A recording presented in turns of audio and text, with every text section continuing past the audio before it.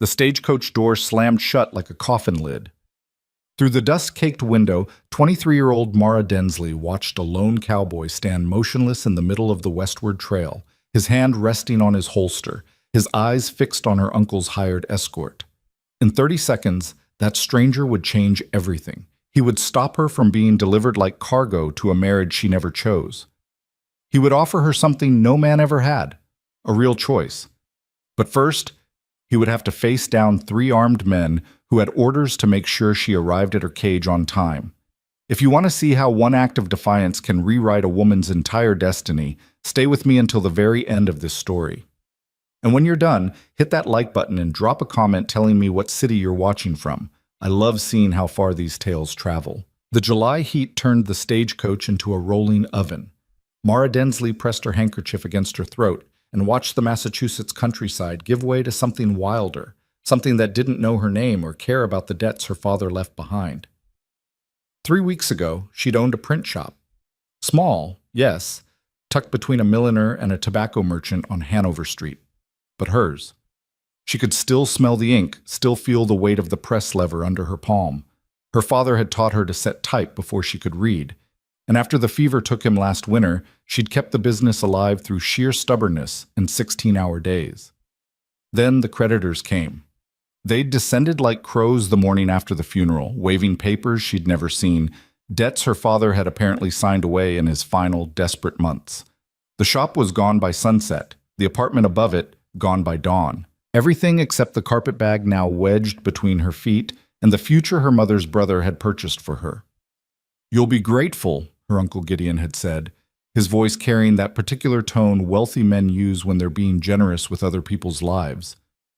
"The Blackwell family is respectable. Howard may be twice your age, but he'll provide stability. A woman in your position can't afford to be particular. A woman in your position." Translation: broke, orphaned, and rapidly approaching the age where Boston society would start calling her a spinster, with that mix of pity and contempt reserved for women who'd failed their primary function. So here she sat, wedged between a whiskey drummer who'd been asleep since Hartford and a minister's wife, who kept glancing at Mara's unchaperoned state with barely concealed disapproval. Across from them, Uncle Gideon's escort, a man named Vance Cutler, who wore his gun like jewelry and his smile like a threat. "Almost there, Miss Densley," Cutler said, his voice honey smooth. "Another 2 hours and you'll be at your uncle's house. Wedding's set for Saturday, I hear. 4 days. Barely enough time to let out your dress." The minister's wife made a small, approving sound. The whiskey drummer snored. Mara said nothing. She'd learned in the past 3 weeks that silence was safer than screaming. The landscape outside had changed while she'd been lost in memory. Gone were the tidy farms and painted churches of New England. The road now cut through something rougher, land that rolled like frozen waves, scattered with scrub oak and prairie grass that bent beneath wind you couldn't see but could feel in your bones. The West. Or at least the edge of it. The coach lurched suddenly, throwing Mara against the minister's wife, who made a scandalized noise and clutched her Bible like a shield. "What in blazes—" The whiskey drummer jerked awake, his sample case clattering to the floor. Cutler was already at the window, his hand on his gun. "Driver, what's the—" But the coach was slowing, wheels grinding against packed earth, leather traces creaking as the horses fought the brake. They stopped. Silence rushed in like water filling a sinking ship. Even the wind seemed to be holding its breath. "Stay here," Cutler ordered. He kicked open the door and dropped to the ground in one smooth motion, his boots raising small clouds of dust. Mara leaned toward the window. Through the grimy glass, she could see the road ahead, and the man blocking it. He sat on his horse like he'd grown there, back straight, shoulders easy, hat pulled low enough to shadow his face. Behind him, maybe 20 head of cattle wandered across the trail, in no particular hurry to be anywhere else. But it wasn't the cattle that made Mara's breath catch. It was the way he sat there, completely still, completely calm, like he had all the time in the world and knew exactly how that fact would irritate anyone who didn't. "You're blocking the road," Cutler's voice carried clearly through the still air. The cowboy didn't move. "Am I?" "Move your stock, now." "Can't do that." "Can't or won't." "Does the distinction matter to you?" Even from inside the coach, Mara could see Cutler's jaw tighten. He took 3 steps forward, his hand drifting to his hip. I'm on a schedule. You've got 30 seconds to clear out, or what? The cowboy's voice was quiet, conversational even, but something in it made the minister's wife gasp and clutch her Bible tighter. You gonna shoot my cattle? That'll really speed things up. I'll shoot you if I have to. No, you won't. The certainty in those 3 words was absolute. Not bravado, not threat, just fact, delivered the same way you'd mention rain or sunset. Cutler's hand was definitely on his gun now. You don't know who you're... I know exactly who I'm dealing with. The cowboy finally moved, shifting his weight just enough to make his horse sidestep. The motion brought his face into clearer view. Hired escort, probably carrying papers that say you've got legal custody of cargo in that coach. Probably getting paid good money to make sure that cargo arrives undamaged and on schedule. Mara's heart kicked against her ribs. But here's what you don't know, the cowboy continued. You don't know how long it'll take my cattle to mosey on down this road. Could be 10 minutes, could be 3 hours. Cattle are unpredictable that way. Spookeasy too, especially when there's shouting or gunfire. The minister's wife was praying now, her lips moving soundlessly. The whiskey drummer pulled a flask from his coat. Mara pressed her palm flat against the window, her fingers leaving prints in the dust. I could just go around, Cutler said, or Chedsford. You could try, but see that gully to the west? And that rock slide to the east? This is the only road for 5 miles that'll take a coach, unless you want to carry your passenger on your back. Cutler turned then, looking back at the coach, looking directly at Mara. She saw the calculation in his eyes, the weighing of options, the decision that whatever he was being paid wasn't worth a range war with a crazy cowboy and his inconvenient cattle. Fine. He bit the word off like chewing leather. We wait. Sensible. The cowboy touched the brim of his hat. Won't be long. Maybe. Cutler stalked back toward the coach, murder written in every line of his body. But before he could reach the door, the cowboy spoke again. Course, if the lady wants to stretch her legs while we wait, I got no objection. Long ride from Boston. Must be uncomfortable in there. Every head in the coach turned to stare at Mara. She's fine where she is, Cutler snapped. I wasn't asking you. The cowboy was looking at the coach now, looking at her, even though Mara knew he couldn't possibly see through the dust-covered window. Ma'am, you want some air? The minister's wife grabbed Mara's wrist. Don't you dare. A decent woman doesn't... But Mara was already moving. Her hand found the door handle, turned it, pushed. The heat hit her first. Then the light, harsh and white, and nothing like Boston's filtered gray. Then the space, stretching out in all directions like someone had cracked the world open and let the sky pour in. And then the cowboy's eyes. He'd pushed his hat back and she could see them now, brown, sun-weathered at the corners, and holding an expression she couldn't quite name. Not pity, not curiosity exactly. Recognition, maybe. Like looking in a mirror and seeing someone else's trapped animal stare looking back. Miss Densley, get back in the coach. Cutler was beside her now, his hand reaching for her arm. Don't touch her. The cowboy hadn't raised his voice, hadn't moved, but Cutler's hand stopped mid-reach like he'd hit an invisible wall. She's my responsibility, Cutler said. I've got papers. Papers that say you can manhandle her? Papers that say I can transport her to her uncle's house and ensure she arrives intact and on time. Intact. The cowboy's mouth twisted. Interesting word choice. Mara found her voice. It came out rougher than she intended, dry from hours of breathing coach dust and swallowing words she couldn't say. Why did you stop us? The cowboy looked at her for a long moment. Then he swung down from his horse in one fluid motion and walked toward her, stopping a careful 3 feet away. Close enough to talk. Far enough not to crowd. Up close he was younger than she'd thought. Maybe 30, give or take. Dust-covered and sun-darkened, with the kind of lean build that came from work, not exercise. His gun belt was worn smooth, the leather almost white where his hand habitually rested. Because, he said quietly, about a mile back, I saw a woman crying in a stagecoach window. And something about the way that escort of yours looked at you made me think maybe you weren't crying from joy about wherever you're headed. Mara's throat closed. Was I wrong? He asked. She should say yes, should laugh it off, climb back into the coach, arrive at Uncle Gideon's house where a wedding dress was probably already waiting, where Howard Blackwell was probably already counting the days until he could mold his young wife into whatever shape fit his needs. Should say yes and be grateful for the cage, like Uncle Gideon had instructed. Instead, she said, no. One word, 2 letters, a confession that felt like stepping off a cliff. The cowboy nodded like she'd just confirmed something he'd already known. You got family where you're headed? An uncle. He good to you? He's arranging a marriage. Did you ask him to? No? You want to marry this man? I've never met him. Something flickered across the cowboy's face. Anger, maybe, or something older and tireder than anger. But you're going anyway. It wasn't a question, but Mara answered it. I don't have a choice. That's where you're wrong, ma'am. Cutler laughed, sharp and ugly. She's broke and orphaned. What choice does she have? Starve? Work in a factory? Sell herself on the street? She could work for me. The words dropped into the conversation like stones into still water. Mara stared at him. What? I need help. The cowboy pulled off his hat, ran a hand through sweat-damp hair. Got a ranch about 15 miles west of here. 300 acres, 60 head of cattle, more work than 3 men can handle. And I'm drowning in paperwork. You want to hire her as a ranch hand?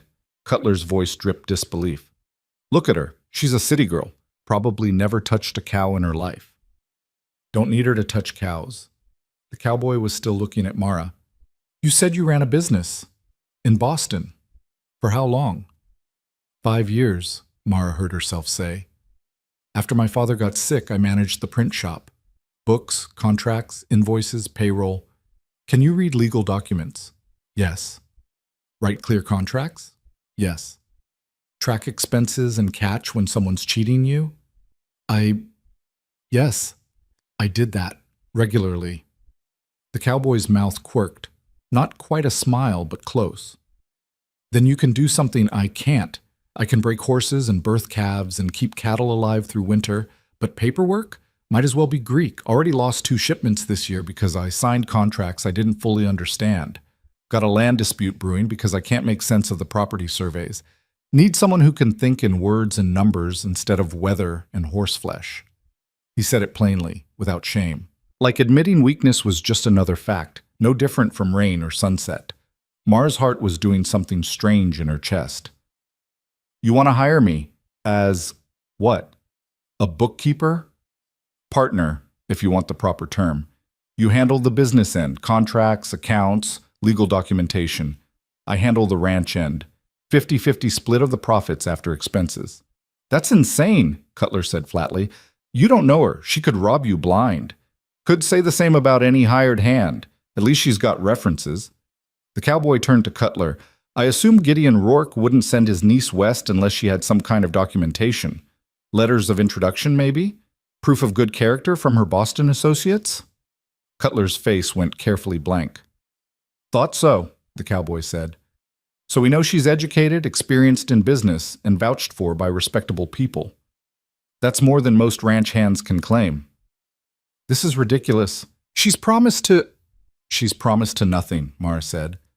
Both men turned to stare at her. Her voice was steadier now, fueled by something that felt dangerously like hope. I never agreed to this marriage. Uncle Gideon arranged it, but I never said yes, never signed anything, never gave my consent. Your consent isn't required, Cutler said. Your uncle is your legal guardian. He has the right to set. I'm 23 years old. I'm not a child. You're an unmarried woman with no property and no prospects. In the eyes of the law, you're your uncle's responsibility until you're married and become your husband's responsibility. Funny how the law works, the cowboy said mildly. Always seems to land hardest on people who can't afford lawyers. This is none of your business, Cutler snapped. I'm making it my business. Why? Cutler's hand was back on his gun. Why do you even care what happens to some girl you've never met? The cowboy was quiet for a moment. When he spoke, his voice was soft, but it carried. Because I've got a sister, had a sister. And when she needed help, when she needed someone to stop the coach and give her a choice, nobody did. So she got married to a respectable man in a respectable house, and 6 months later they buried her in a respectable grave. He looked at Mara. I can't help her now. But I can help you, if you want help. The minister's wife gasped. The whiskey drummer took another pull from his flask, and Mara felt something crack open in her chest. Some locked room she'd been sealed inside since the creditors came, since Uncle Gideon's letter arrived, since the world narrowed to a single path with no exits. What exactly are you offering? She asked. Legal partnership, room and board, wages, let's say $30 a month while we figure out the profit split. Your own space, I've got a spare room in the main house, or you can take the foreman's cabin if you want privacy. And you walk away whenever you want. No contracts, no obligations, just work for work and pay for pay. And if I say no, then I tip my hat and move my cattle and you continue on to your uncle's house. Your choice, ma'am. That's the point. Your choice. How long since anyone had said those words to her? How long since she'd felt anything other than obligations pressing down like stones? Don't listen to him, the minister's wife called from the coach. A decent woman doesn't go off alone with a strange man. Think of your reputation. My reputation, Mara said slowly, died with my father's business. Right now I'm just trying to stay alive. She turned to the cowboy. How do I know you're telling the truth? How do I know this isn't some trick? You don't. He said it plainly, without offense. But neither do I. Don't know if you're a good bookkeeper or a terrible one. Don't know if you'll stick around or run off first time the work gets hard. We're both taking a risk. Difference is, your risk gets you a choice. Mine just gets me help I desperately need. This is kidnapping, Cutler said. His hand was definitely on his gun now. I've got legal authority to transport a willing passenger, the cowboy interrupted. She stops being willing, your authority stops mattering. Gideon Rourke will hunt you down. He's got connections, money, power. I've got a legal land deed and a business proposition. Nothing kidnapped, nothing stolen. Just an employer and an employee coming to terms. Nobody will believe that. Then I guess we'll find out. The cowboy extended his hand toward Mara. Not grabbing, not demanding, just offering. What do you say, ma'am? You want to take the bet? Mara looked at that outstretched hand. Calloused and scarred, dirt under the nails, sun-weathered and work-worn. Nothing like the soft, manicured hands of Howard Blackwell, whose photograph Uncle Gideon had sent. A thick-necked man with cold eyes, and the smile of someone who'd never been told no. She looked back at the coach, at the road leading to her uncle's house, at the wedding dress waiting like a shroud. She looked at Cutler, whose hand was now openly resting on his gun. She looked at the endless sky, the rolling land, the space that seemed to go on forever. And then she looked at the cowboy, whose eyes held no promises except honesty, and whose offer was simpler than any marriage contract, work for pay, choice for choice, risk for risk. I don't even know your name, she said. Caleb Holt. Mara Densley. Pleased to meet you, Miss Densley.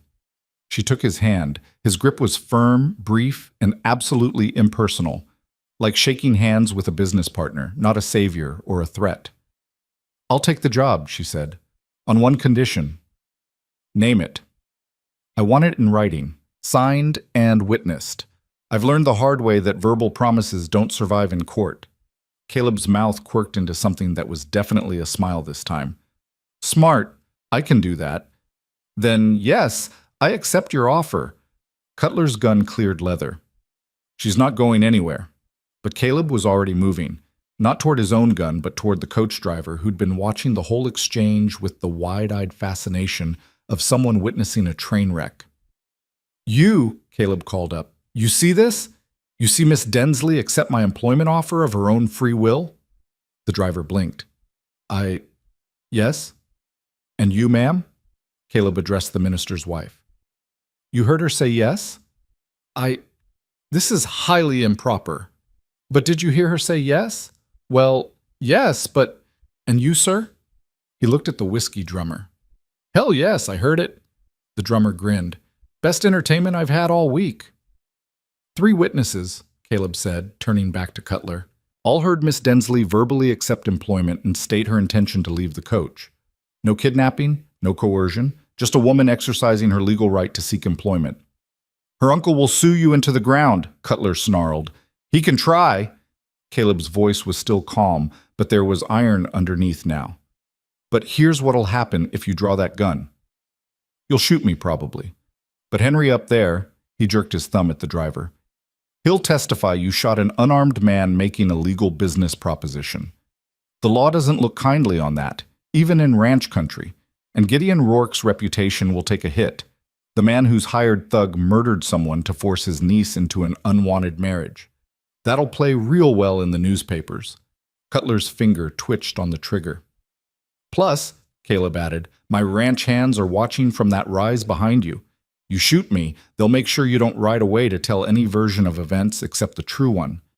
Mara's gaze snapped to the ridgeline. Sure enough, 2 figures sat on horseback, silhouetted against the afternoon sky. Cutler saw them too. His face went white, then red, then settled into a kind of sick rage. You planned this. Nope. Just got lucky. They were moving cattle to the south pasture and heard voices, came to investigate. Caleb's voice was mild, but his eyes were hard. Now you've got a choice. You can holster that gun, get back in the coach, and tell Gideon Rourke his niece found employment. Or you can try shooting your way through 3 witnesses, 2 ranch hands, and me. Your call. The silence stretched like taffy. Then Cutler's hand slowly moved away from his gun. This isn't over, he said. Probably not, Caleb agreed.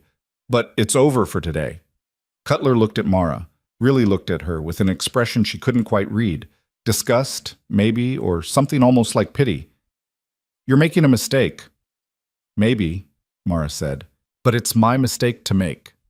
He climbed back into the coach without another word. The driver, looking deeply relieved to be leaving, snapped the reins. The horses lurched forward, eager to be moving again. The minister's wife stuck her head out the window as they passed. You'll regret this. Mark my words, you'll... Her voice faded as the coach rolled away, disappearing in a cloud of dust that slowly settled back to earth. And then there was just silence. And space.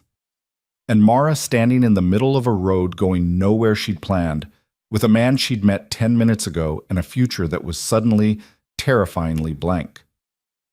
Well, Caleb said, that went better than expected. Mara's laugh came out half hysterical. Better than expected? He almost shot you. Almost only counts in horseshoes and hand grenades. He walked over to where his horse was patiently waiting, swung into the saddle. You ride? No. Course not.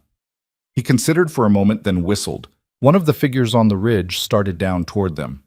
Tom will bring the wagon, more comfortable for the trip back. Back to your ranch. Our ranch, technically. You're a partner now, remember? The reality of it hit her like a wave. She'd just thrown away her entire life. Uncle Gideon's protection, the marriage arrangement, any hope of returning to Boston's respectable society, for a handshake deal with a stranger and $30 a month. Her carpet bag was still in the coach. Oh God, she whispered. My things. Everything I own is in that coach. Caleb's expression shifted to something gentler. What was in there? Anything you can't replace? Clothes. A photograph of my parents. My father's watch. The photograph and watch. Were they in the carpet bag or in your pockets? Mara's hand went automatically to her skirt pocket. Her fingers found the hard outline of the watch case and the small envelope with her parents' wedding photograph. She'd kept them on her person, too precious to risk losing if the bag fell from the coach roof. I have them, she realized. Then everything else is just things. We can replace things. With what money? The practicality of it was sinking in now. I don't even have a change of clothes. My sister's things are still in the house. She was about your size. You can use what fits until we get to town and buy you something new. He said it matter-of-factly, but Mara caught the tightness around his eyes when he mentioned his sister, the one who'd needed help, the one nobody stopped the coach for. I'm sorry, Mara said. About your sister. Yeah, me too. He cleared his throat, sat straighter in the saddle. But that's old grief. Right now, we've got practical matters. Tom's coming with the wagon. Ranch is about 2 hours from here. We'll get there around sunset, get you settled, and tomorrow we can start figuring out this partnership. Mara nodded because she couldn't quite trust her voice. The wagon rumbled up, an older man at the reins, weathered as old leather, with sharp blue eyes that studied Mara with frank curiosity. Tom Fletcher, this is Mara Densley. She's our new business partner. Tom's eyebrows rose almost to his hairline. That's so. That's so. Miss Densley, Tom's been with me since I bought the ranch. Best horseman in 3 counties, and the only person I trust to tell me when I'm being an idiot. Which is often, Tom said mildly. He climbed down, offered Mara his hand to help her into the wagon. Welcome aboard, Miss Densley. Fair warning, Caleb's definition of business partner probably involves a lot more actual work than you're expecting. I ran a print shop, Mara said, accepting his help up. I'm familiar with actual work. Tom's grin was sudden and transforming. Oh, I like her already. She's got spine. Noticed that myself, Caleb said. He was gathering his cattle, whistling them into a loose group. The animals started moving almost reluctantly, like students called in from recess. Mara sat in the wagon and watched the sun start its slow descent toward the horizon. The land rolled out in all directions, grass and rock and sky, with no buildings to break the sight lines, no streets to channel the wind. It was beautiful and terrifying and so completely unlike Boston that for a moment she couldn't quite believe any of this was real. You all right, miss? Tom asked quietly. Was she? She'd just abandoned the only plan she'd had, burned every bridge back to her old life, and bet everything on a stranger's promise. She had no money, no spare clothes, no idea what she was doing, but she wasn't crying anymore.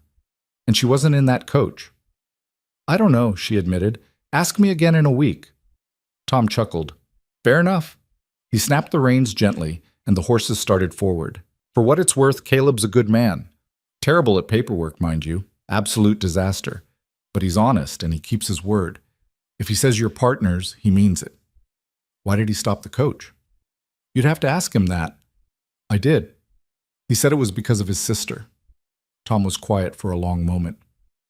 Sarah, she was, she was in a situation. Bad marriage. Husband was respectable on the outside, cruel behind closed doors. She tried to leave twice. Her family sent her back both times. Said her duty was to stay, make it work, be grateful she had a roof over her head. Mara's throat tightened. She died in childbirth, Tom continued, but Caleb always said it wasn't the childbirth that killed her. It was the slow suffocation of having no choices, no help, no way out. After that, well, he's got a soft spot for women in tight corners. Can't stand seeing someone get forced into something they don't want. So he just stops coaches and offers jobs? First time for that particular approach, Tom admitted. Usually he's more subtle, but I reckon he saw something in you that reminded him of Sarah, and he decided he wasn't going to let it happen again if he could help it. Mara looked back. The road behind them was empty now, the dust settling. Somewhere in the distance, the stagecoach was rolling toward Uncle Gideon's house, and by tomorrow morning he'd know she was gone. She should be terrified. She was terrified. But underneath the terror was something else. Something that felt almost like the first full breath she'd taken since her father died. What's the ranch like? She asked. Tom's expression shifted into something almost proud. Rough, beautiful, lot of work, house is solid. Caleb built most of it himself. Got good water, decent grazing. Could be something really special with proper management. And the paperwork situation? Absolute disaster, Tom said cheerfully. I love that boy like a son, but he can barely read his own handwriting. Got contracts he doesn't understand, debts he can't track, land surveys that might as well be written in French. Been telling him for months he needs help. Just didn't expect him to find it by blockading a stagecoach. Despite everything, Mara laughed. Neither did I. They rode in silence for a while. The sun dropped lower, painting the grass gold and amber. Caleb moved around his cattle like he was part of them, guiding them with whistles and hand signals. No wasted motion, no wasted words. Just quiet competence born of years doing something he understood in his bones. Could she learn to understand business that way? Could she take whatever mess he'd gotten himself into and turn it into something manageable? She'd done it before. The print shop had been chaos when her father got sick. Bills unpaid, contracts unsigned, customers angry about missed deadlines. She'd sorted it out, tracked every penny, renegotiated every contract, built systems where there'd been only confusion, and then lost it all anyway. But maybe that was the point. She'd lost it in Boston. She'd lost everything that tied her to that life. So what did she have to lose by trying again here, where the sky was bigger and the rules felt less rigid, and a cowboy could stop a coach just because a stranger was crying? "Tom," she said, "can I ask you something?" "Shoot." "Do you really think this can work? A partnership between me and Caleb?" Tom considered the question seriously. "Honestly, I don't know. Never seen Caleb work with a partner before. He's used to doing everything himself, even the things he's terrible at, and I don't know you well enough to say if you're as good at business as you claim." "That's not very reassuring. But," Tom continued, "I know Caleb wouldn't have made the offer if he didn't mean it. And I know he's desperate enough to try something different. So yeah, I think it can work. If you're both willing to be honest and do the work and not expect it to be easy." "I don't expect easy," Mara said. "I just expect a choice." Tom smiled. "Then you're already ahead of most people." The sun touched the horizon. The cattle lowed softly. The wagon wheels creaked and rattled over the uneven ground, and Mara Densley rode west into her brand new, uncertain, terrifying, and completely unchosen for her future, with $30 a month and a partnership contract she hadn't even signed yet. It was the best deal she'd ever made. The ranch appeared as the last light was fading, a cluster of buildings nestled in a valley where a creek cut through grassland like a silver thread. From a distance, it looked almost like a drawing. Main house, barn, a few outbuildings, corrals dark against the dimming sky.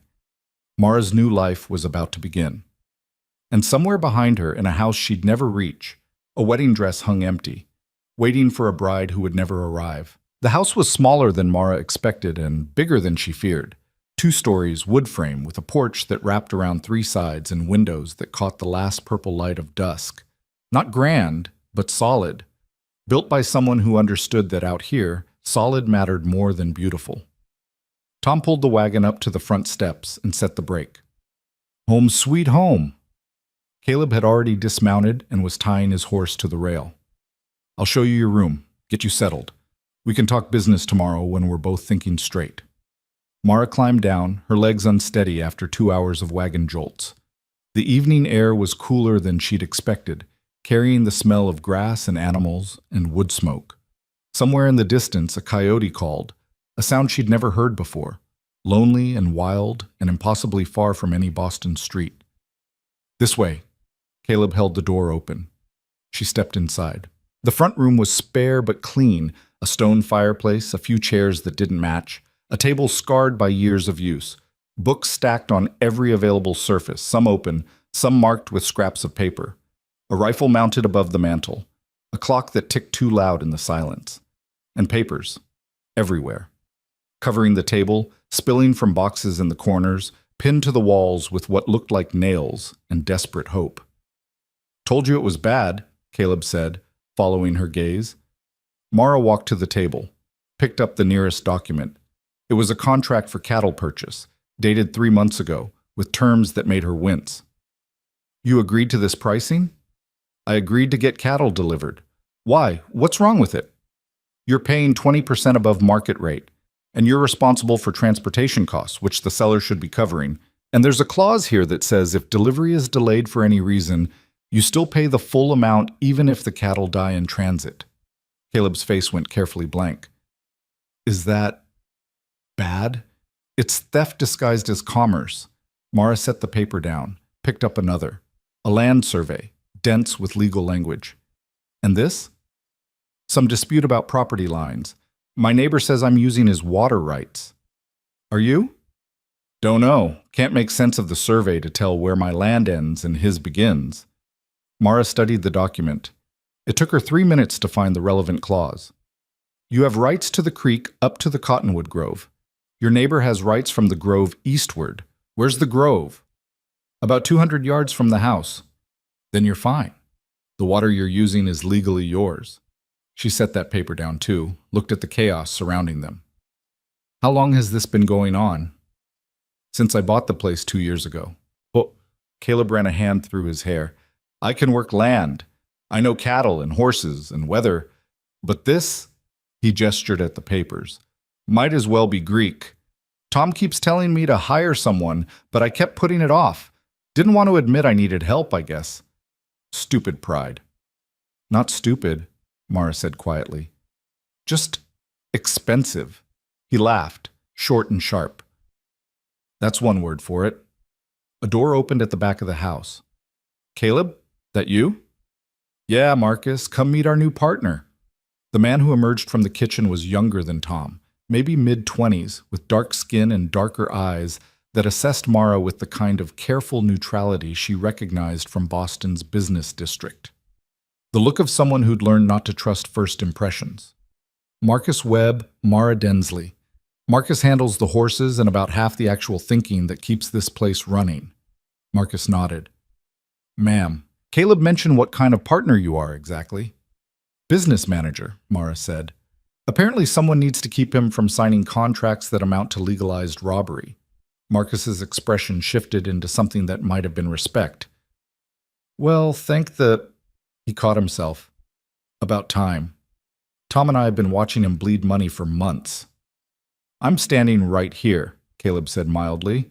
And we love you anyway, Marcus replied. Even if you can't read worth a damn. I can read fine. I just can't interpret. Same thing when it comes to contracts. Marcus looked at Mara. You need anything, ma'am? I was just making supper. Nothing fancy, but there's plenty. Mara's stomach reminded her she hadn't eaten since dawn. That would be wonderful, thank you. Give me 10 minutes. Marcus disappeared back into the kitchen. Caleb gestured toward the stairs. Your room's this way. Like I said, it was Sarah's, but it's all right, Mara said. I appreciate having a space. She followed him up the narrow staircase. The second floor had 3 doors, all closed. Caleb opened the one at the end of the hall. The room was small. A bed, a washstand, a window that looked west toward the last streak of red sky, a trunk at the foot of the bed, a rag rug on the wooden floor, simple, clean, empty of personality, like someone had carefully removed all evidence of the person who'd lived there before. Clothes are in the trunk, Caleb said. Take what fits, leave what doesn't. There's water in the pitcher. Outhouse is behind the barn. I'll show you in the morning. If you need anything tonight, my room's the first door on the left. Mara nodded, suddenly aware of how close they were standing in the small space. Close enough to see the dust in his shirt creases, the sun-weathered lines around his eyes, the careful way he was not looking directly at her. Caleb, she said, why did you really stop that coach? He was quiet for a long moment. When he finally looked at her, his expression was unguarded in a way it hadn't been before. Told you already, you reminded me of Sarah. But you don't know me. You don't know if I'm anything like your sister. For all you know, I could be running from crimes. Could be a terrible person who deserves exactly what my uncle arranged. Are you? No, but you didn't know that when you stopped the coach. Caleb leaned against the door frame. You want the honest answer? Please. I saw you crying in that window, and I saw how your escort looked at you, like you were cargo instead of a person. And I thought about Sarah stuck in a house with a man who saw her the same way. And I thought about all the people who could have helped her but didn't because it wasn't their business, wasn't their problem, wasn't worth the trouble. He paused.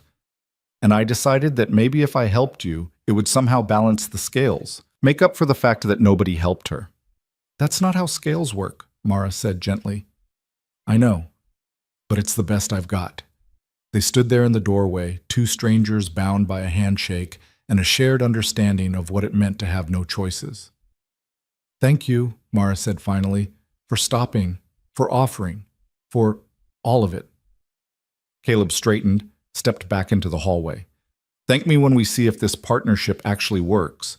Right now we're both just hoping we didn't make a huge mistake. He smiled, quick and genuine. Get some rest. Tomorrow's going to be long. He closed the door, and Mara was alone. She sat on the bed. It creaked but held. and looked around her new room, her new life. The enormity of it settled over her like a weight. 24 hours ago, she'd been in a coach heading toward a wedding she didn't want. Now she was in a ranch house in the middle of nowhere, with $30 a month and a partnership she didn't fully understand with a man she'd just met. It was insane. It was terrifying. It was the first decision she'd made for herself in months. She opened the trunk. Inside were dresses, carefully folded, simple cotton work dresses in blues and browns, a nicer dress in green that looked barely worn, undergarments, a shawl, all of it eerily close to Mara's size. She touched the green dress, and something ached in her chest. This had belonged to someone who'd folded it carefully, maybe planning to wear it again, someone who'd run out of time. Tomorrow, Mara would wear a dead woman's clothes and try to save a drowning ranch and figure out how to build a life from nothing. But tonight, she was just tired.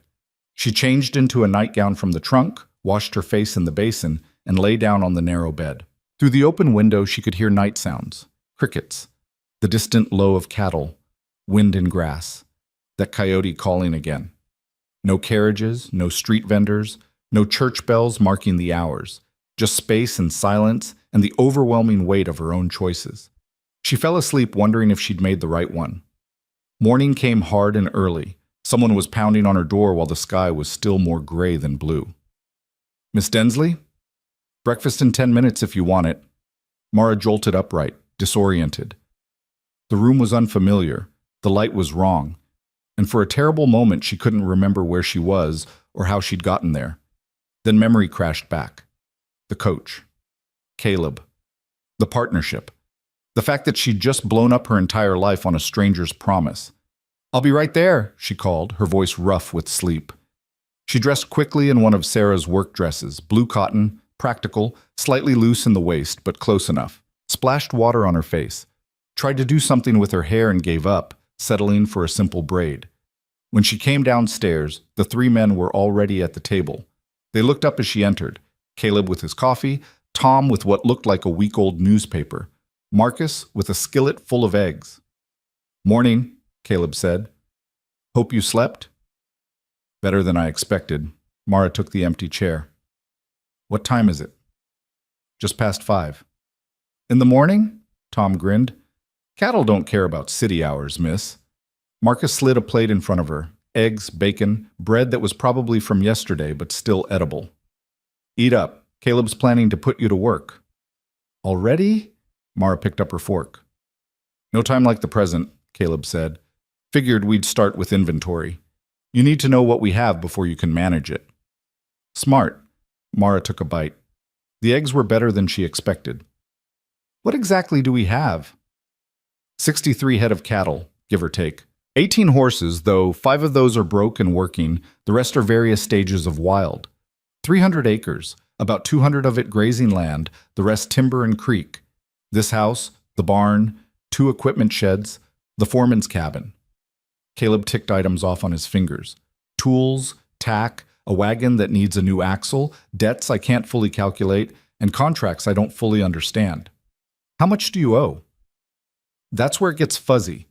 I know I owe the feed supplier about $200. Maybe owe my neighbor Silas Crown for some fence repairs, but the amount keeps changing every time he mentions it. Definitely owe the bank $300 on the land purchase. Possibly owe a lawyer in town for some legal work, but I'm not sure if I already paid that or just meant to." Mara set down her fork. "You don't have books, ledgers, any kind of financial records?" "I have a box of receipts, some of them. Some of them. The ones I remembered to keep." Tom and Marcus exchanged glances. "Right," Mara said slowly. "So we're starting from scratch." "Basically, yes." She should be horrified, should be reconsidering this entire arrangement. Instead, she felt something that was almost like excitement, the same feeling she'd had when she first took over her father's chaotic shop and realized she could actually fix it. "I'll need paper," she said. "A lot of it. Ink, pens, a proper ledger if you have one." "I can get that in town," Caleb said. "And I'll need to see every contract, receipt, bill of sale, and legal document you have. Everything, even the ones you think don't matter." "That'll take a while." "I have time," Caleb smiled.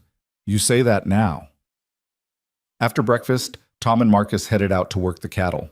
Caleb led Mara to what he optimistically called his office, a corner of the barn that smelled like hay and saddle leather, with a makeshift desk built from planks and sawhorses. "I mostly use it for storage," he admitted, gesturing at the boxes stacked against the wall. "That's 2 years of paperwork. Roughly sorted by topic, though I use the term sorted loosely." Mara opened the first box. Inside was a jumble of papers, receipts, contracts, bills, letters, all mixed together with no apparent organization. Some were dated, some weren't. Some were signed, some had notes scribbled in margins, some were just fragments that looked like they'd been torn from larger documents. It was worse than she'd feared. It was also, strangely, exactly what she needed. "I'll start here," she said. "You go do ranch work. I'll call if I have questions." "You sure I can stay and—" "Caleb." She looked at him directly. "You hired me to handle this. Let me handle it." He held her gaze for a moment, then nodded. "Fair enough. I'll be in the north pasture if you need me."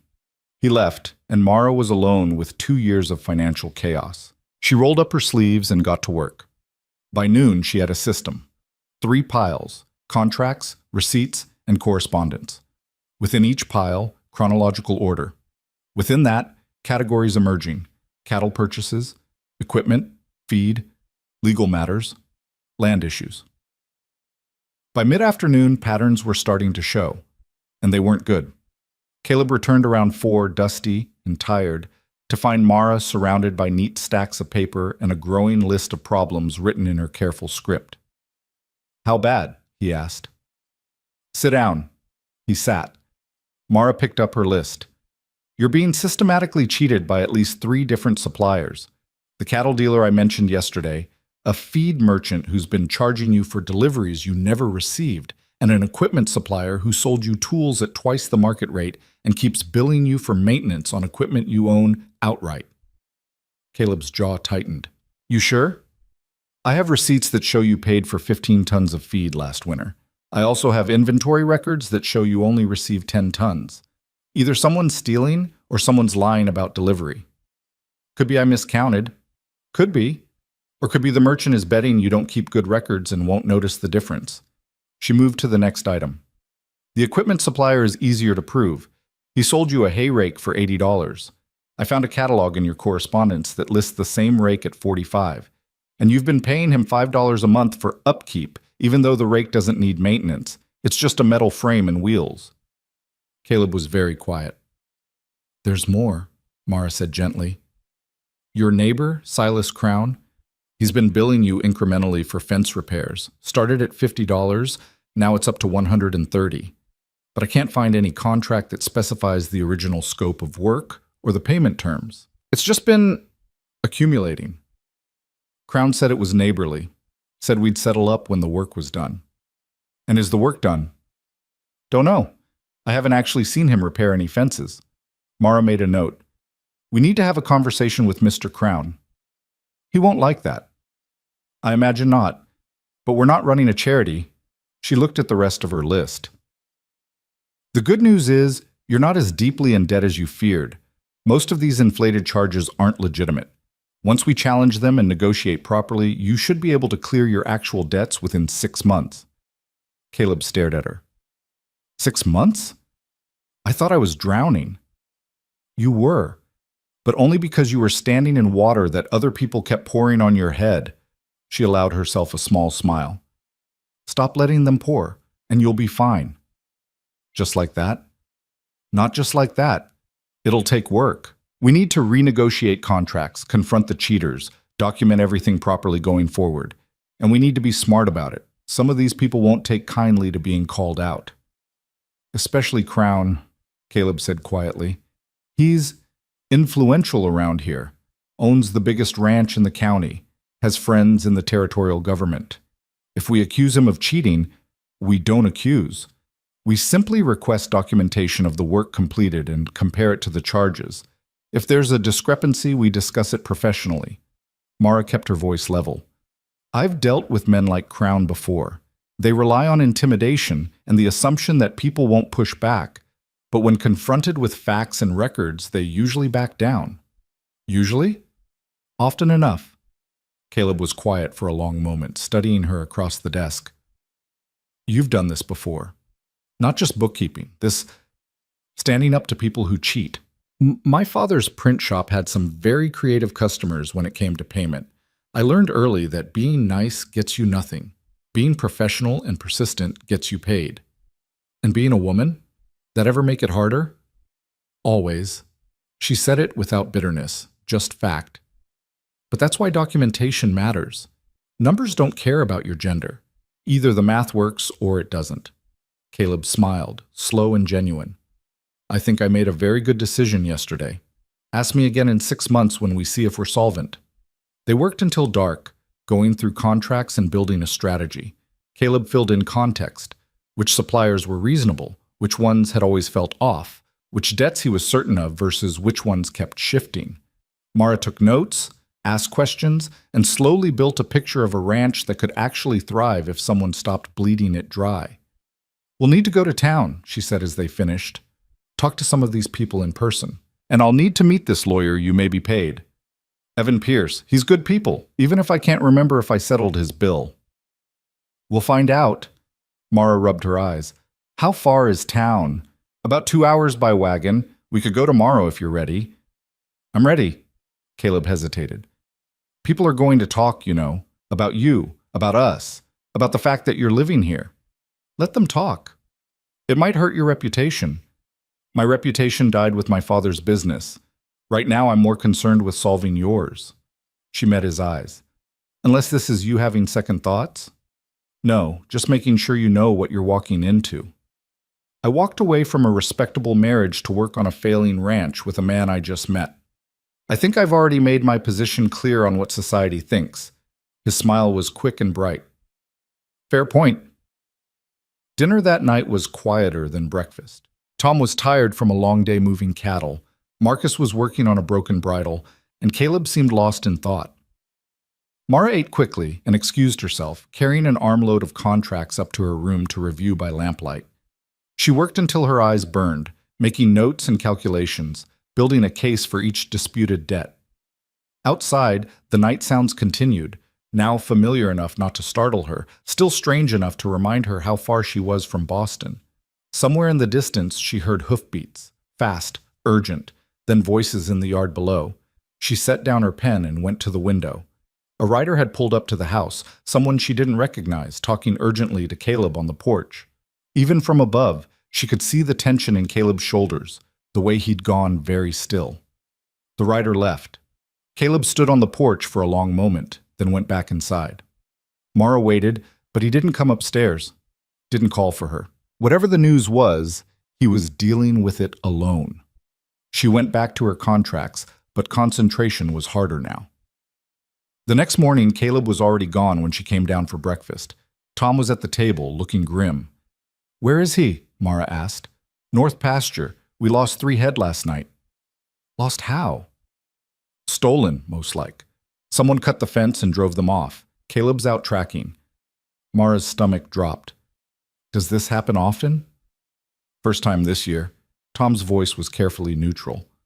Might be coincidence. You don't believe that? No, ma'am, I don't. He looked at her directly. Word travels fast out here. People know you turned down your uncle's arrangement. Know you're working with Caleb now. Some folks won't like that. Which folks? The kind who think women should stay in their place and men shouldn't interfere with family business. Tom took a sip of coffee. Could be random theft. Could be someone sending a message. To Caleb? Or to me? Maybe both. Mara sat down slowly. What kind of message? That causing trouble has consequences.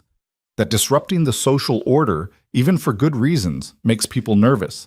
That maybe if things get difficult enough, you'll reconsider and go back to where you came from. The coffee suddenly tasted bitter. Will Caleb be all right? Caleb's been handling trouble since before you got here. He'll be fine. Tom's expression softened. But you should know what you're up against. This isn't just about bookkeeping anymore. Someone's paying attention, and they don't like what they see. Caleb returned around midday, empty-handed and furious. The cattle were gone, the trail cold, no way to prove who'd taken them or where they'd gone. I'm sorry, Mara said when he came into the barn office where she was working. Not your fault. Isn't it? Tom said this might be about me, about the choice I made. Caleb's expression was hard. If it is, that makes it about the kind of people who think they can punish a woman for making her own decisions, not about you. Either way, you lost 3 head. That's money you can't afford to lose. No. He sat down heavily. But it's done. We move forward. They went to town that afternoon, Caleb driving the wagon while Mara went over her notes. The settlement was bigger than she'd expected, maybe 50 buildings scattered along a main street, with cross streets branching off like roots. General store, saloon, hotel, livery, a few houses. The territorial courthouse sat at one end, imposing stone in a town of wood. People stared as they passed. Mara felt the weight of their attention, heard the whispers that followed the wagon. Ignore them, Caleb said quietly. I'm used to it. They stopped first at the lawyer's office.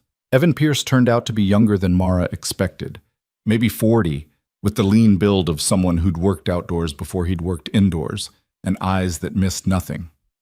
Caleb, good to see you. He shook hands, then turned to Mara. And you must be the new business partner I've been hearing about. News travels fast, Mara said. In a town this size? You sneezed in Boston, and we probably heard it. He gestured them to chairs. What can I do for you? I need to know if I paid you, Caleb said bluntly. Evan's eyebrows rose. For what work? The land dispute last spring, and maybe some contract review? I honestly can't remember. You paid half, $50, still owe me $30. Caleb looked at Mara, who made a note. We'll settle that today, she said. I'm putting together comprehensive books. I need to know every legitimate debt. Legitimate, Evan repeated. Interesting word choice. We're discovering some of Caleb's creditors have been creative with their accounting.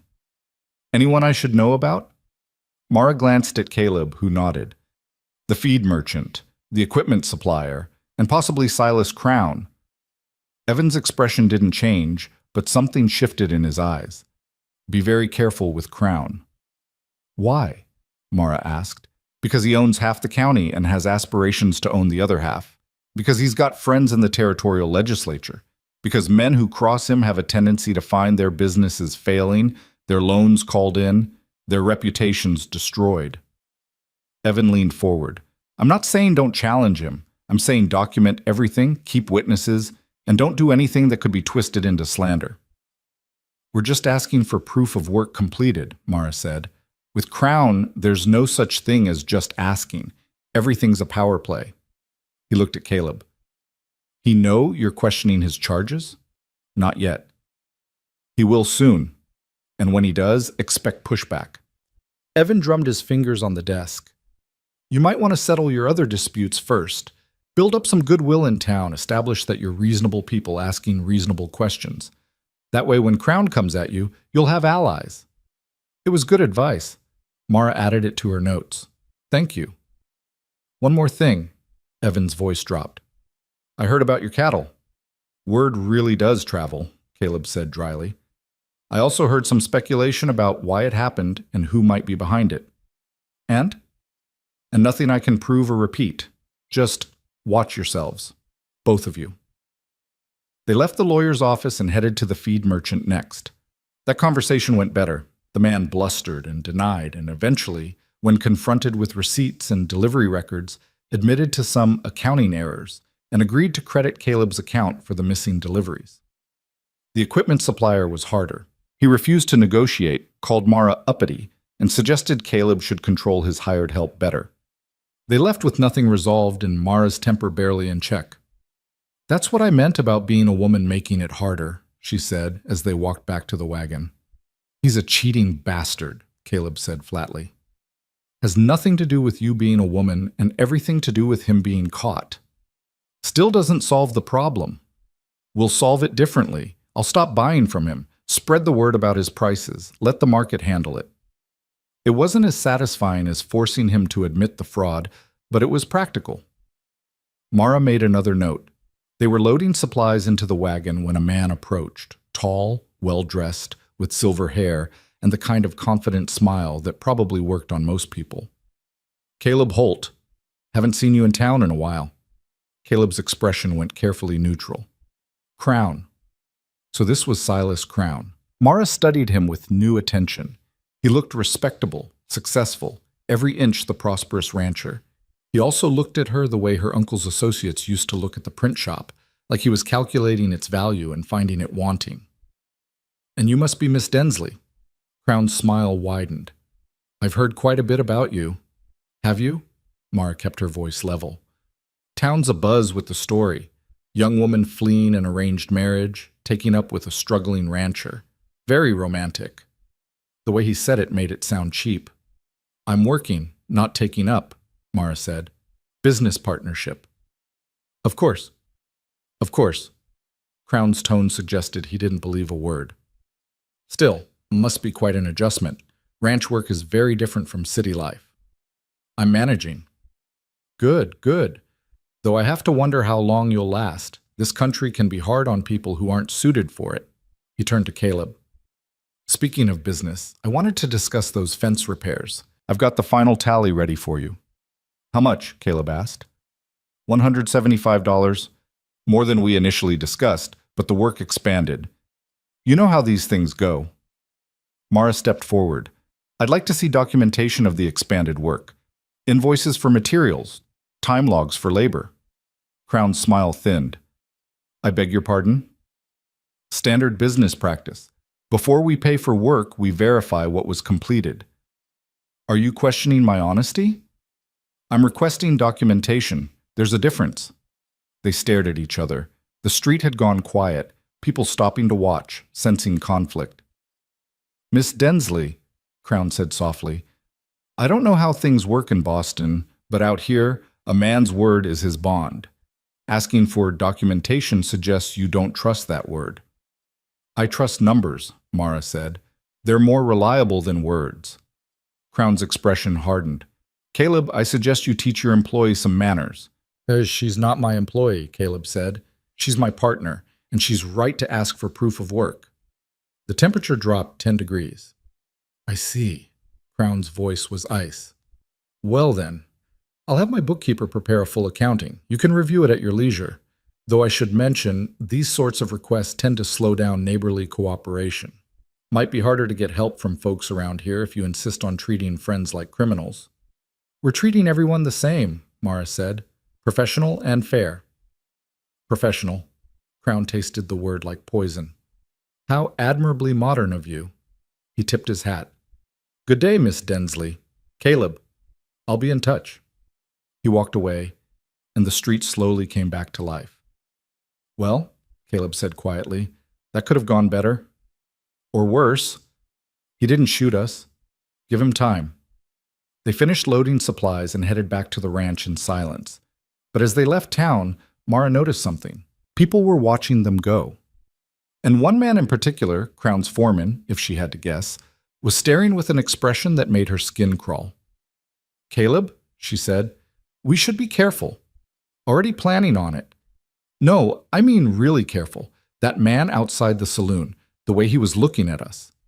Caleb glanced back, but the street was already disappearing behind them. Crown's not the type to do his own dirty work. He'll use proxies, make things look like accidents or bad luck. Like stolen cattle? Like stolen cattle.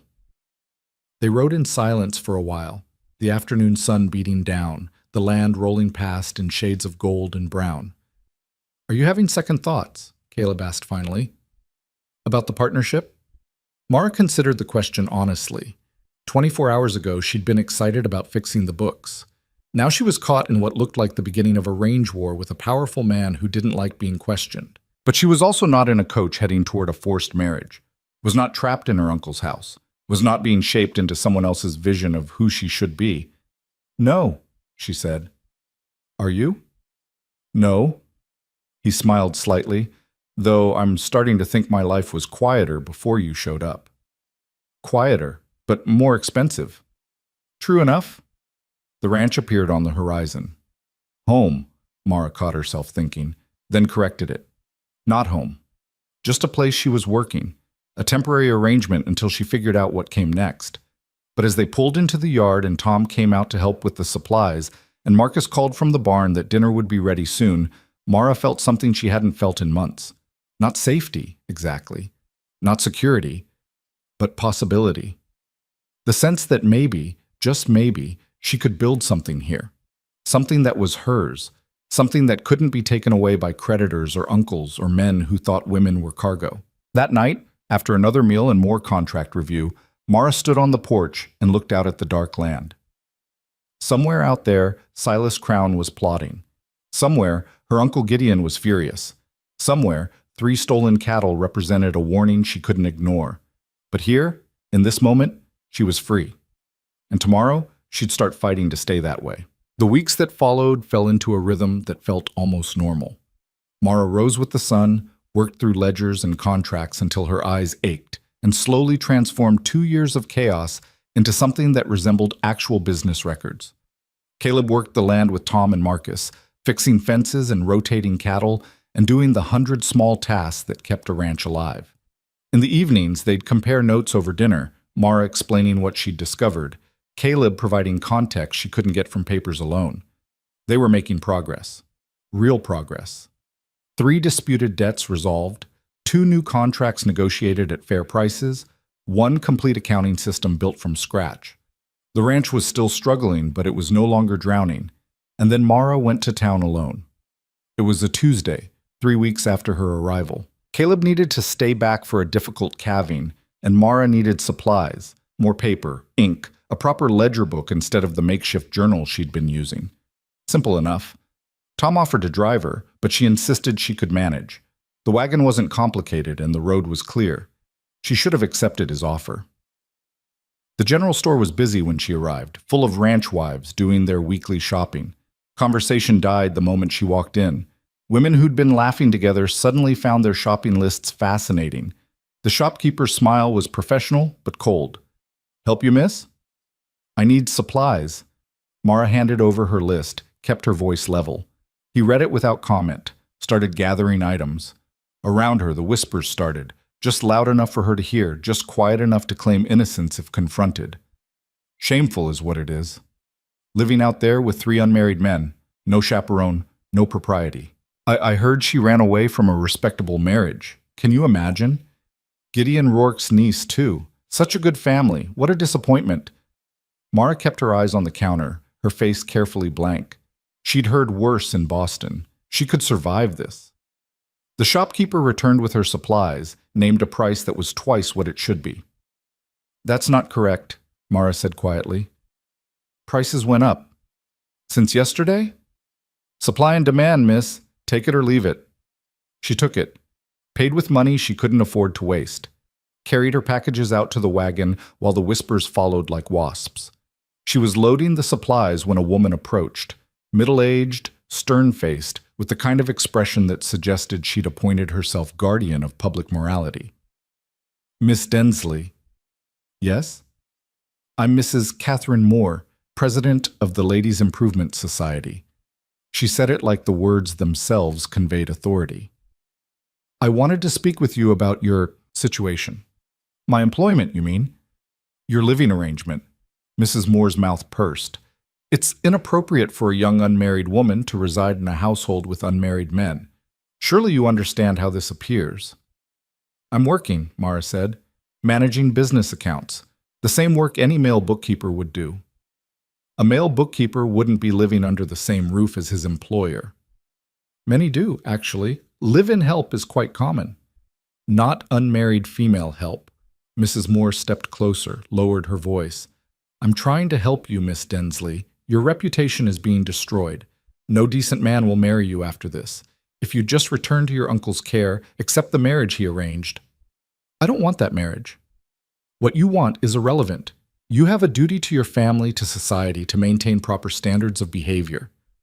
Her voice hardened. "If you continue this reckless path, you'll find yourself completely ostracized. No one will trade with you. No one will help you. You'll be utterly alone." Mara looked at her directly. "I'm already alone, Mrs. Moore. Have been since my father died.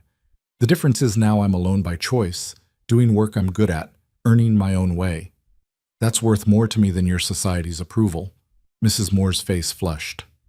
"You'll regret this defiance." Perhaps, but it'll be my regret, not someone else's. She climbed into the wagon and drove away, hands shaking on the reins. Behind her, she could feel the town's judgment like a physical weight.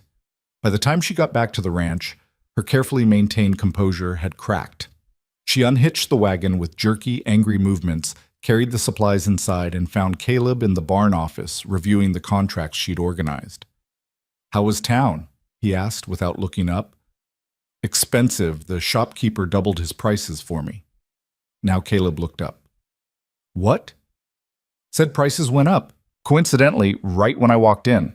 She set the packages down harder than necessary. "Also, I'm apparently destroying civilization by working here.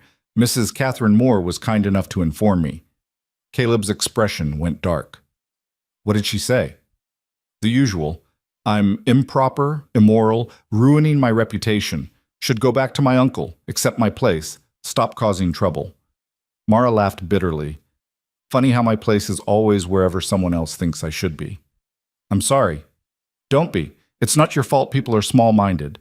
She started unpacking supplies, needing something to do with her hands. Though she did make one good point. This situation, me living here, it does look questionable. Maybe I should take the foreman's cabin after all. Put some distance between... No. The word was flat, final. "Caleb?"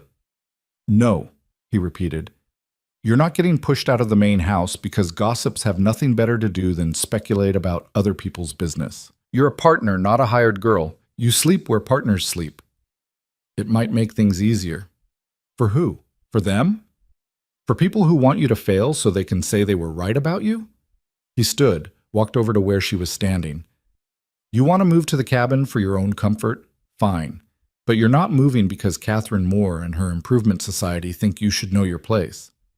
Mara felt something tight in her chest loosen slightly. "You're very certain about this?"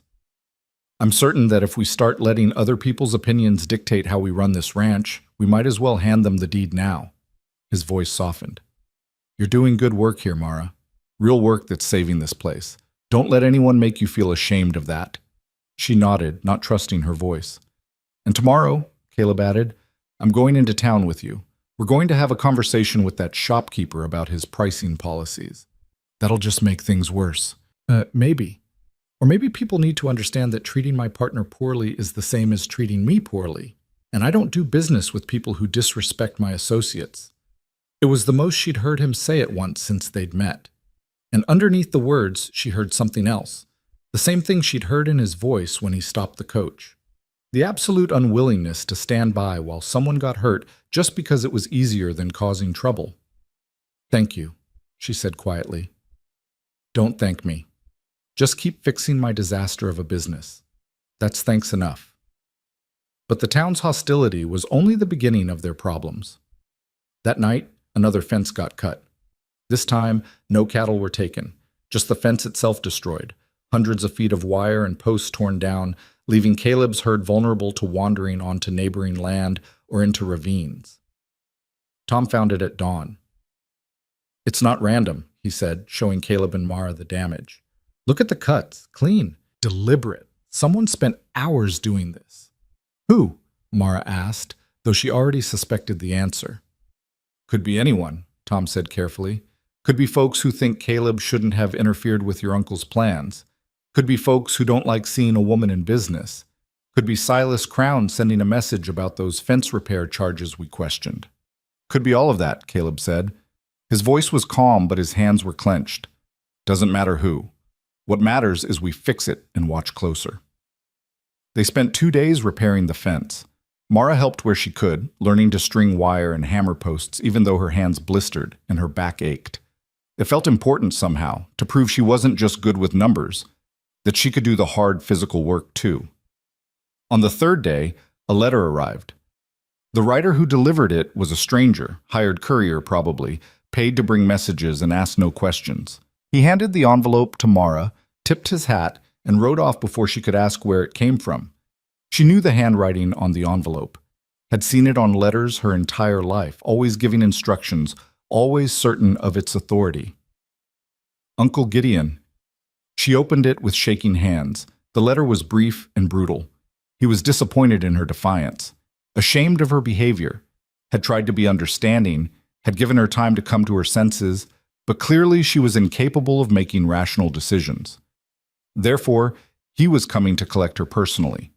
Would arrive in 1 week. Had already made arrangements with the local authorities to ensure she returned with him, willing or not. The marriage to Howard Blackwell was rescheduled. She would comply, or he would pursue legal action against Caleb Holt for kidnapping and corruption of a minor dependent. Never mind that she wasn't a minor. Never mind that she'd left the coach voluntarily. Uncle Gideon had lawyers and connections and the absolute certainty that he was right. Mara read the letter twice, then handed it to Caleb without a word. He read it slowly, his expression growing darker with each line. When he finished, he looked up at her. "You're not going. He'll make trouble. He'll sue you, ruin you. Let him try." Caleb's voice was hard. "You're an adult. You left voluntarily. We have witnesses. He has no legal ground." "Legal ground doesn't matter when you have enough money for lawyers." Mara's hands were trembling. "He'll bury you in court costs even if he can't win. He'll ruin your reputation, drive away your business, make sure no one in town trades with you, and he'll do it all while claiming he's just a concerned uncle protecting his wayward niece." So we fight back. With what? We're barely solvent. We can't afford a legal battle with Gideon Rourke. Caleb was quiet for a long moment. Then he said, "There might be another way." "What way?" "You could marry me." The words hung in the air between them like smoke. Mara stared at him. "What?" "Think about it. If you're married, your uncle has no claim. Can't force you into another marriage. Can't argue you need his guardianship. You'd be legally independent." He said it practically, like discussing a business transaction. "We could make it a legal arrangement, on paper only, separate rooms, separate lives, just protection." "That's insane." "Maybe. But it would work." Mara's mind was racing. It would work. A married woman was her husband's responsibility, not her uncle's. Gideon couldn't force her into anything once she had a legal husband. But it was also completely mad. She'd fled one arranged marriage only to propose entering another, even if this one came with different terms. "I can't ask you to do that," she said finally. "You're not asking. I'm offering." Caleb's expression was serious. "Look, I know it's not romantic or conventional, or probably even smart, but it's practical. Solves your uncle problem, protects the ranch from his legal threats, and doesn't change anything about how we're actually living. It changes everything. Marriage is—" "A legal contract," Caleb interrupted. "And you're good at contracts. We write it up proper, specify the terms, make it clear this is a business arrangement, not a traditional marriage. You keep your independence, your wages, your right to leave whenever you want. I get a business partner who can't be forced to abandon the work we've started." It made terrible, perfect sense, and it made Mara want to scream. "I need to think," she said. "Take your time. We have a week." She spent that week trying to think of alternatives. Could they fight Gideon in court? Maybe, but the cost would destroy everything they'd built. Could she run again? Where? With what money? She'd be right back where she started, broke, desperate, with nowhere to go. The marriage offer sat between them like an unexploded bomb, never mentioned, but always present. And then, 5 days before Gideon's promised arrival, Mara went back to town for supplies. She'd learned her lesson from last time. Went early, before the church crowd finished their weekday services. Brought Tom for company and protection. Planned to be quick and gone before trouble found her. But trouble was waiting anyway. Silas Crown caught her outside the general store, his smile all teeth and no warmth. "Miss Densley." "Just the person I wanted to see." Mara's hand tightened on her packages. "Mr. Crown." "I've been thinking about our last conversation, about your request for documentation of my fence work." He stepped closer, crowding her against the wagon. "And I've realized something. You're absolutely right to ask for proof. In fact, I should be more businesslike in all my dealings." "I appreciate that." "So businesslike that I'm calling in all debts immediately, including the $175 Caleb owes me for fence repairs. Payment due in full by the end of the month." Mara's blood went cold. "That's 3 weeks away. Plenty of time to arrange funds. We don't have that kind of cash on hand. We'd need to sell cattle, and the market's not my concern." Crown's smile widened. "You wanted professional business practices? Well, professionally speaking, I'm entitled to payment for work completed. If Caleb can't pay, I'll pursue legal remedies, starting with a lien on his property. You can't. I can. And I will. He tipped his hat. Unless, of course, you'd like to discuss alternative arrangements. The way he said it made Mara's skin crawl. What arrangements? Come work for me instead. I could use someone with your skills. My operation is much larger than Caleb's little ranch. More opportunity, better pay, actual security. His eyes traveled over her in a way that had nothing to do with bookkeeping. I take care of my people, Miss Densley. Very good care. Understanding hit like ice water. You're offering me a job, among other things. And if I refuse? Then Caleb's debt comes due. He defaults, I file for seizure of assets, and within 2 months his ranch belongs to me. You'll be out of work anyway. Might as well jump to the winning side now. Tom had appeared at her elbow, his hand resting casually on his belt near where a knife probably lived. Everything all right here, Miss Densley? Mr. Crown was just leaving, Mara said, her voice steadier than she felt. Crown's smile never wavered. Think about my offer. You have until the end of the month. After that, the opportunity expires along with Caleb's deed. He walked away, and Mara sagged against the wagon. What did he want? Tom asked quietly. To destroy us, one way or another. They drove back to the ranch in grim silence. Mara's mind was spinning, trying to find a solution that didn't involve losing everything or accepting Crown's offer, or the marriage. She found Caleb in the north pasture, checking on a pregnant mare. He took one look at her face and knew something was wrong. She told him everything. Crown's ultimatum, the payment deadline, the job offer that wasn't really about a job. Caleb listened without interrupting. When she finished, he was quiet for a long moment. We could sell cattle, he said finally. Take the loss, pay him off. And be broke again, back where we started. Mara shook her head. He's not going to stop, Caleb. Even if we pay this debt, he'll find another way to pressure us. Another charge, another demand. He wants the ranch, and he wants me gone, and he won't quit until he gets both. Then we fight him. How? He's got money, power, connections. And we've got documentation. Caleb's voice was hard. You said his fence charges don't add up. Can you prove it? I can show the numbers don't make sense, but I can't prove fraud without seeing his actual records. So we get his records. How? Break into his office? If we have to. Mara stared at him. You're serious. He's trying to steal my ranch and harass you into his bed. Yes, I'm serious. The blunt words made Mara flinch, but she didn't deny them. Even if we found proof, he'd just claim we forged it. Not if we have witnesses. Not if we can show a pattern. Caleb started pacing. He's been doing this for years, right? Overcharging, inflating debts, pressuring people off their land. There have to be others, other ranchers he's squeezed, other people who couldn't fight back. Even if there are, why would they talk to us? They'd be risking the same treatment. Maybe.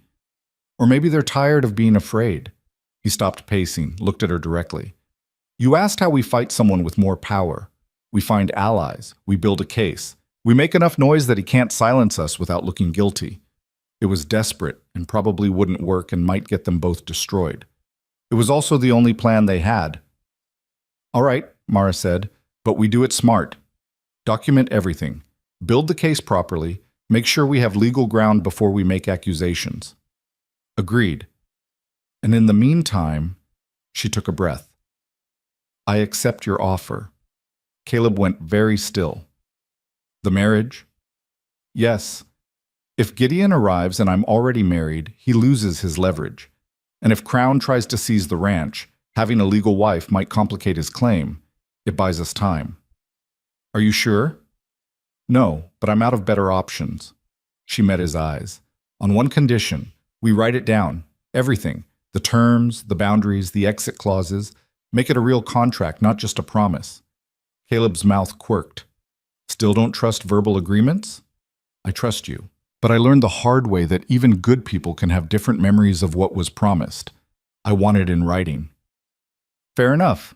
He extended his hand. Partners? She took it.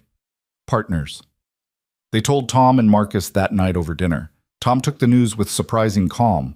just nodded and said it made sense given the circumstances. Marcus looked between them for a long moment, then said, "This is the strangest business arrangement I've ever seen, but I've seen worse marriages, so I guess it'll work." They planned to marry that weekend. Quick ceremony at the courthouse, legal and binding and utterly unromantic. Evan Pierce agreed to draw up the contract specifying terms. Mara wrote it all down in her neat bookkeeper's hand. Marriage in name only, separate finances except for ranch business, either party free to leave with 3 months' notice, no expectations of traditional marital duties. It read more like a corporate partnership than a wedding vow. It was the most honest marriage contract Mara had ever seen. The day before the wedding, another letter arrived. Not from Uncle Gideon this time. Mara opened it and felt the ground shift beneath her feet. It was from Crown, brief and poisonous. He knew about the planned marriage. Of course he knew. Nothing stayed secret in this town. And he wanted her to understand something very clearly. A married woman's debts became her husband's responsibility, and a married woman's property became her husband's property.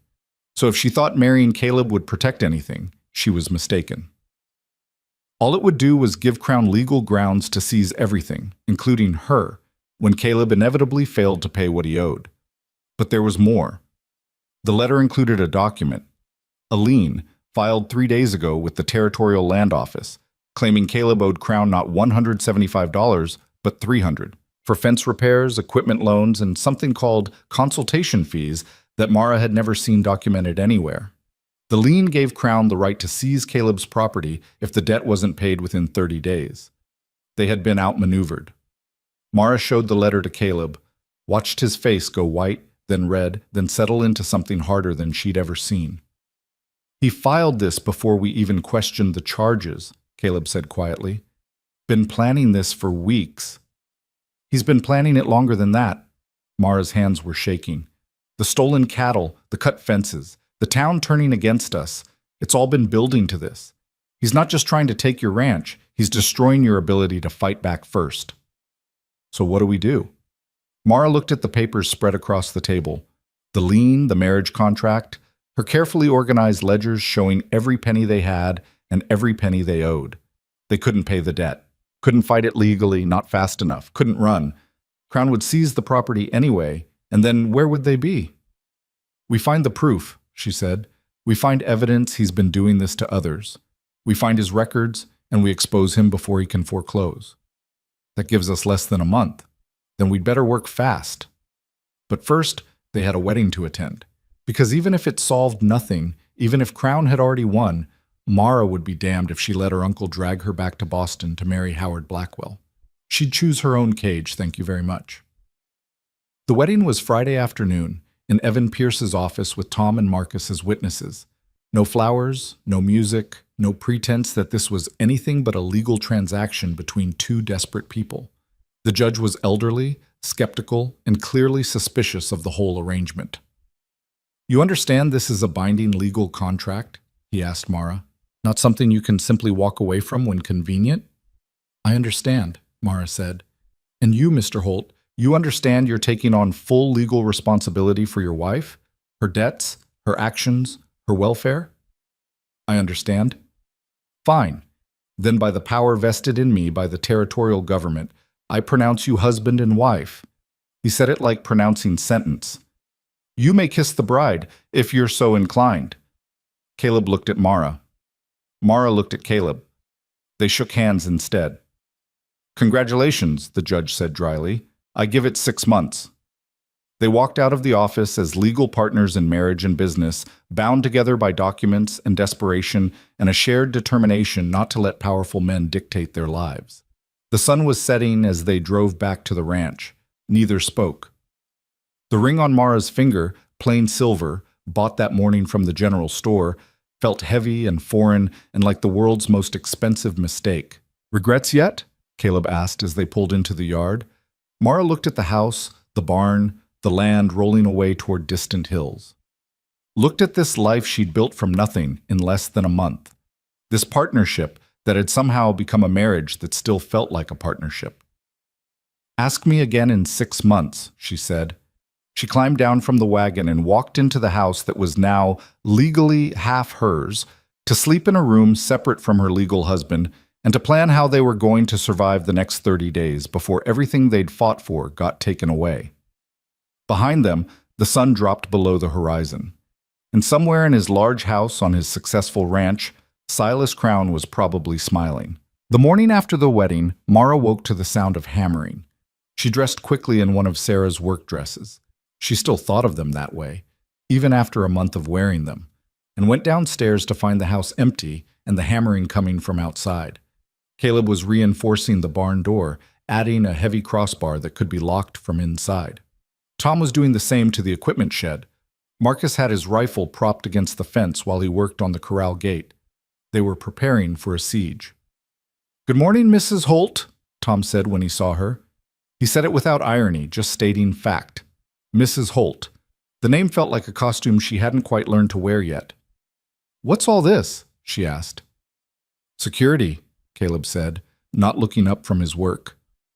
"If Crown's going to make a move, I want to make it harder for him." "You think he'll come here? Physically?" "I think he'll do whatever he thinks he can get away with." Caleb drove another nail home with more force than necessary. "And I'm done making things easy for people who want to hurt us." Mara understood the sentiment, but she also understood that locked doors wouldn't stop illegal foreclosure. "I need to go to the land office," she said. "See the lien filing for myself. There might be something in the paperwork we can challenge." Caleb finally looked up. "You're not going alone." "I can handle—" "I know you can, but you're not going alone." His voice was firm. Crown made his intentions clear. "I'm not giving him opportunities." So they went together, riding into town in the wagon with Marcus following on horseback. The extra protection felt both necessary and absurd. Like admitting they were at war while still pretending everything was normal. The land office was a cramped building attached to the courthouse, staffed by a clerk who looked like he'd been there since the territory was founded. He produced the lien filing without comment, probably because he'd already heard every piece of gossip about the Holt's shotgun wedding and didn't need to add his own speculation. Mara studied the document carefully. The charges were listed: fence repairs, equipment loans, consultation fees. The total was $300. The filing date was 3 weeks ago, before they'd even questioned Crown's original charges. "This is fraud," she said quietly. "Probably," the clerk agreed. "But it's legal fraud, filed properly, witnessed, signed. Even if the underlying debt is questionable, the lien itself is valid. So what can we do? Pay it, challenge it in court, or lose the property when the deadline passes." He said it without sympathy. "Those are your options." Outside, Mara showed the document to Caleb. "He's been planning this for months. Filed the lien before we even knew there was a problem. We can't fight this the normal way." "Then we fight it the abnormal way." Caleb's jaw was tight. "We find proof he's lying, real proof, not just suspicions." "How? His records are at his ranch. We can't just walk in and demand to see his books." "No, but we might know someone who can." It took Mara a moment to understand. "You want to break into his office?" "I want to find the truth. If that requires some creative interpretation of property rights, so be it. That's illegal. So is filing false liens. At least our version gets us evidence." He looked at her directly. "I'm not asking you to be part of it.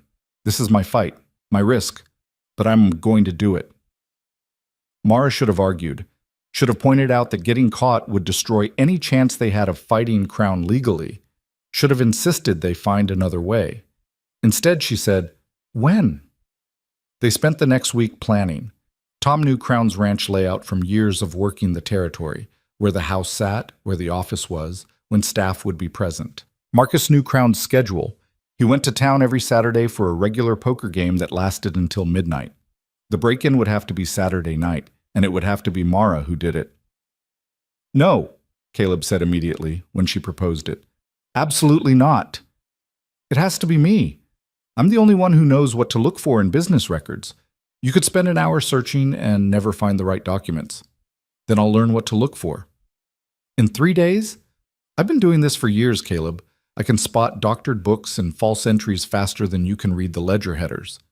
If you get caught, then I'm caught, but at least we tried." They argued for an hour. Tom and Marcus stayed carefully neutral, watching the debate like a tennis match. Finally, Caleb threw up his hands in frustration. "Fine. but I'm going with you. You search, I'll watch for trouble.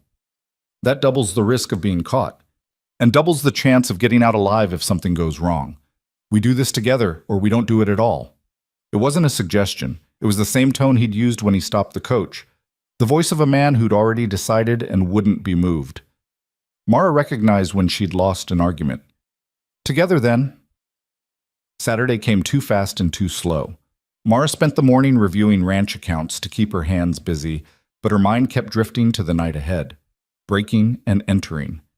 Theft, technically, even if they were only stealing information. Crimes that could land them both in jail if caught. She was terrified. She was also grimly determined. Crown had been stealing from people for years, hiding behind legal paperwork and social power. If the law wouldn't stop him, someone had to. You don't have to do this, Caleb said that evening as they prepared to leave. We could still find another way. What other way? We're out of time and out of options. Mara checked the dark clothes she'd borrowed from Tom, practical for night work, anonymous enough not to identify her if seen. This is the only play we have left. They left after dark, riding quiet horses on a route that avoided the main road. Marcus stayed behind to watch the ranch. Tom came with them, planning to wait with the horses while they went inside. The ride took 2 hours, long enough for Mara's fear to cycle through terror and come out the other side as a strange, crystalline calm. This was happening. She was doing this. No point in second-guessing now. Crown's ranch appeared in the moonlight, much larger than Caleb's, with a house that looked more like a mansion and outbuildings that spoke of serious money. The office was separate from the main house, a small structure near the barn where Crown handled business. They waited in the trees, watching. Most of the house was dark. One window showed light, probably a servant left behind while Crown was in town. No movement visible. "Ready?" Caleb whispered. Mara nodded, not trusting her voice. They crossed the open ground quickly, staying low. The office door was locked, but Caleb had brought tools, skills he'd learned growing up rough, he'd admitted, back when stealing food was sometimes the difference between eating and starving. The lock clicked open. They slipped inside. Moonlight through the window provided just enough illumination to see by. The office was neat, organized, with filing cabinets along one wall and a large desk dominating the center. Everything labeled, everything in its place. The mark of a man who controlled his world completely. Mara went straight to the filing cabinets while Caleb watched the door. The first cabinet held current contracts, cattle sales, equipment purchases, standard business. The second held correspondence. The third was locked separately. "Here," Mara whispered. "Help me." Caleb's tools made quick work of the cabinet lock. Inside were ledgers, multiple years' worth, going back at least 5. Mara pulled out the most recent one and carried it to the desk where the moonlight was strongest. She'd been doing bookkeeping long enough to spot irregularities quickly, and this ledger was full of them, payments recorded for work never completed, loans made to neighboring ranchers at astronomical interest rates, fees charged for services that were never specified, and most damning, multiple entries showing debts that increased over time even as payments were being made. "He's been doing this to everyone," Mara breathed. "Look, the Patterson Ranch, the Weber place, even the Johnsons. They're all being bled dry exactly like Caleb. Can you prove it?" "The ledger is proof. These numbers don't lie." She kept flipping pages, her anger growing with each falsified entry. He's built his entire empire on cheating people too desperate or too scared to fight back. "Take it," Caleb said. "The whole ledger? Everything you can carry. We need to show people what he's been doing." Mara grabbed 3 years of ledgers, stuffed them into the bag she'd brought. She was reaching for a fourth when Caleb grabbed her arm. "Someone's coming." Footsteps outside. Voices. Multiple people, not just one. They'd been discovered. Caleb pulled Mara away from the desk, back toward the door they'd entered. But before they could reach it, the office door swung open and light flooded in from a lantern. Crown stood in the doorway, flanked by 2 ranch hands. His poker game must have ended early. Or maybe he'd never gone. Maybe this had been a trap all along. "Well," he said, his voice pleasant and poisonous. "Breaking and entering, that's a serious crime, Mr. Holt." "Mrs. Holt." He smiled at Mara. Or should I still call you Miss Densley? I hear the marriage was quite pragmatic. Caleb stepped in front of Mara, his hand moving toward his gun. I wouldn't, Crown said. Two more men appeared behind him, both armed. You're outnumbered and caught in the act of burglary. Shooting your way out just adds murder to the charges. We're not thieves, Mara said, finding her voice. We're gathering evidence. Evidence of what? Your fraud. Your years of cheating every rancher in this territory who couldn't fight back. She held up the ledgers. It's all here. Every falsified debt, every inflated charge, every lie you've used to steal land and money. Crown's smile didn't waver. Those are my private business records, stolen from my property by trespassers. No court will accept them as evidence. They're inadmissible. People will still see them, still know what you've done. Will they? Or will they see a desperate woman and her failing rancher husband who broke into a respected businessman's office and forged documents to avoid paying legitimate debts? He stepped closer. Your word against mine, Mrs. Holt. Who do you think the town will believe? The trap closed around them like a fist. Here's what's going to happen, Crown continued. You're going to put those ledgers back. Then you're going to leave my property. And on Monday, you're going to pay the $300 you owe me in full, or I'm going to foreclose on your ranch and press charges for tonight's break-in. If you're lucky, you'll only lose the property. If you're unlucky, you'll lose your freedom too. We don't have $300, Caleb said. Then you'd better find it, or start packing. Crown's expression hardened. I gave you a chance, Miss Densley. Offered you legitimate employment, good pay, a future. You chose this struggling ranch and this failing man instead. Now you'll live with the consequences. Mara's hands tightened on the ledgers. They'd come so close. Had the proof right here, in her hands, evidence that could destroy Crown's reputation and stop his predatory lending. And it was all useless because they'd obtained it illegally. Put them back, Crown said. Now. Caleb's hand was still near his gun. Mara could see him calculating odds, measuring distances. Could see the moment he decided that 5 armed men were too many, that getting killed wouldn't save the ranch. Do what he says, Caleb said quietly. But do it. Mara walked back to the filing cabinet, her vision blurring with tears of frustration. She was putting the ledgers back when she noticed something. A name on one of the folders in the cabinet, half hidden behind the ledgers she'd removed. Patterson legal complaint, dismissed. She knew that name. The Pattersons had been one of the families in Crown's ledger, one of the ranches he'd been bleeding dry.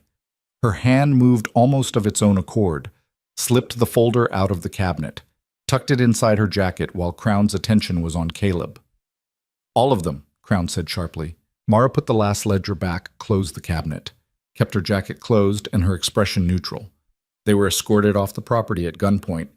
Crown's men watched until they'd mounted their horses and disappeared into the darkness. Tom was waiting where they'd left him, saw their faces, and didn't ask questions. They rode home in silence. It wasn't until they were back at the ranch, safe in the barn office with the door barred, that Mara pulled out the folder she'd stolen. Inside were legal documents. A complaint filed by Henry Patterson against Silas Crown for fraudulent debt collection. Affidavits from other ranchers supporting Patterson's claims. Evidence that Crown had been inflating debts and forging signatures. And a dismissal order. The case had been thrown out 3 months ago. Insufficient evidence, the judge had ruled. Mr. Patterson had failed to provide adequate documentation of his claims. He tried, Mara said, spreading the papers across the desk. Patterson tried to fight back, had other people willing to testify, and he still lost. Because Crown got to the judge first, Caleb said bitterly. Or had friends in the right places. Or just had better lawyers. Mara kept reading. The affidavits were detailed. Other ranchers describing the same patterns they'd seen in Crown's ledgers. Debts that grew instead of shrinking. Fees for services never rendered. Threats of foreclosure used to keep people in line. It was all there. Everything they needed to prove Crown was a fraud. Everything except the proof itself. The ledgers would have made this stick, Mara said. These affidavits describe what Crown's doing, but without the actual books to back them up, it's just accusations. So we're back where we started. No, we're worse off. Now Crown knows we're on to him. He'll be watching, waiting for us to make another move. She looked at the deadline notice still pinned to the wall. We have 2 weeks to pay $300 we don't have, or lose everything. Caleb slumped into a chair. For the first time since she'd met him, he looked defeated. I'm sorry. I thought we could find something, thought we could fight back. I just made everything worse. We both made this choice, Mara said, and we're not done yet. Mara Chishas, we're not done, she repeated firmly. Patterson's case failed because he didn't have the ledgers, but we know where they are now. We know what's in them. We can't steal them again. Crown will be watching his office. Then we don't steal them. We find another way to prove fraud. Mara was thinking out loud now, pieces falling into place. The ledgers showed debts to multiple ranchers. If we can find those people, get them to compare their records with what they actually paid versus what Crown claims they owe, they won't talk. They're too scared. Maybe, but maybe some of them are as desperate as we are. Maybe some of them are tired of being afraid. She looked at him directly. You said we fight by finding allies, so let's find them. It was a long shot. It probably wouldn't work, but it was all they had. They started the next morning. Caleb rode out to visit neighboring ranchers while Mara organized the evidence they did have, Patterson's failed lawsuit, her own documentation of Caleb's debts, the timeline showing how Crown's charges had escalated. The first 3 ranchers Caleb approached refused to talk. Too risky, they said. Can't afford to make an enemy of Crown. Sorry, but it's not our fight. The 4th rancher, Samuel Weber, listened to Caleb's pitch and then pulled out his own records. I've been tracking this for 2 years, Weber said, showing Caleb ledgers that mirrored Mara's findings. Knew something wasn't right, couldn't prove it. Every time I questioned Crown, he'd produce paperwork showing I was wrong. But the numbers never added up. Will you testify to that? Weber was quiet for a long time. If I do, I'm finished. Crown will destroy me. He's destroying you anyway, Caleb said. Just doing it slowly enough you don't notice until it's too late. And if we fight and lose, then at least we fought. At least we tried. Caleb met his eyes. I'm tired of letting powerful men win because good people are too scared to stand against them. Weber nodded slowly. All right, I'm in. 2 more ranchers joined over the next 3 days. Both had stories identical to Caleb's, debts that increased mysteriously, payments that never seemed to reduce the principal, threats of foreclosure used to keep them compliant. They had allies. Not many, but some. The question was whether it would be enough.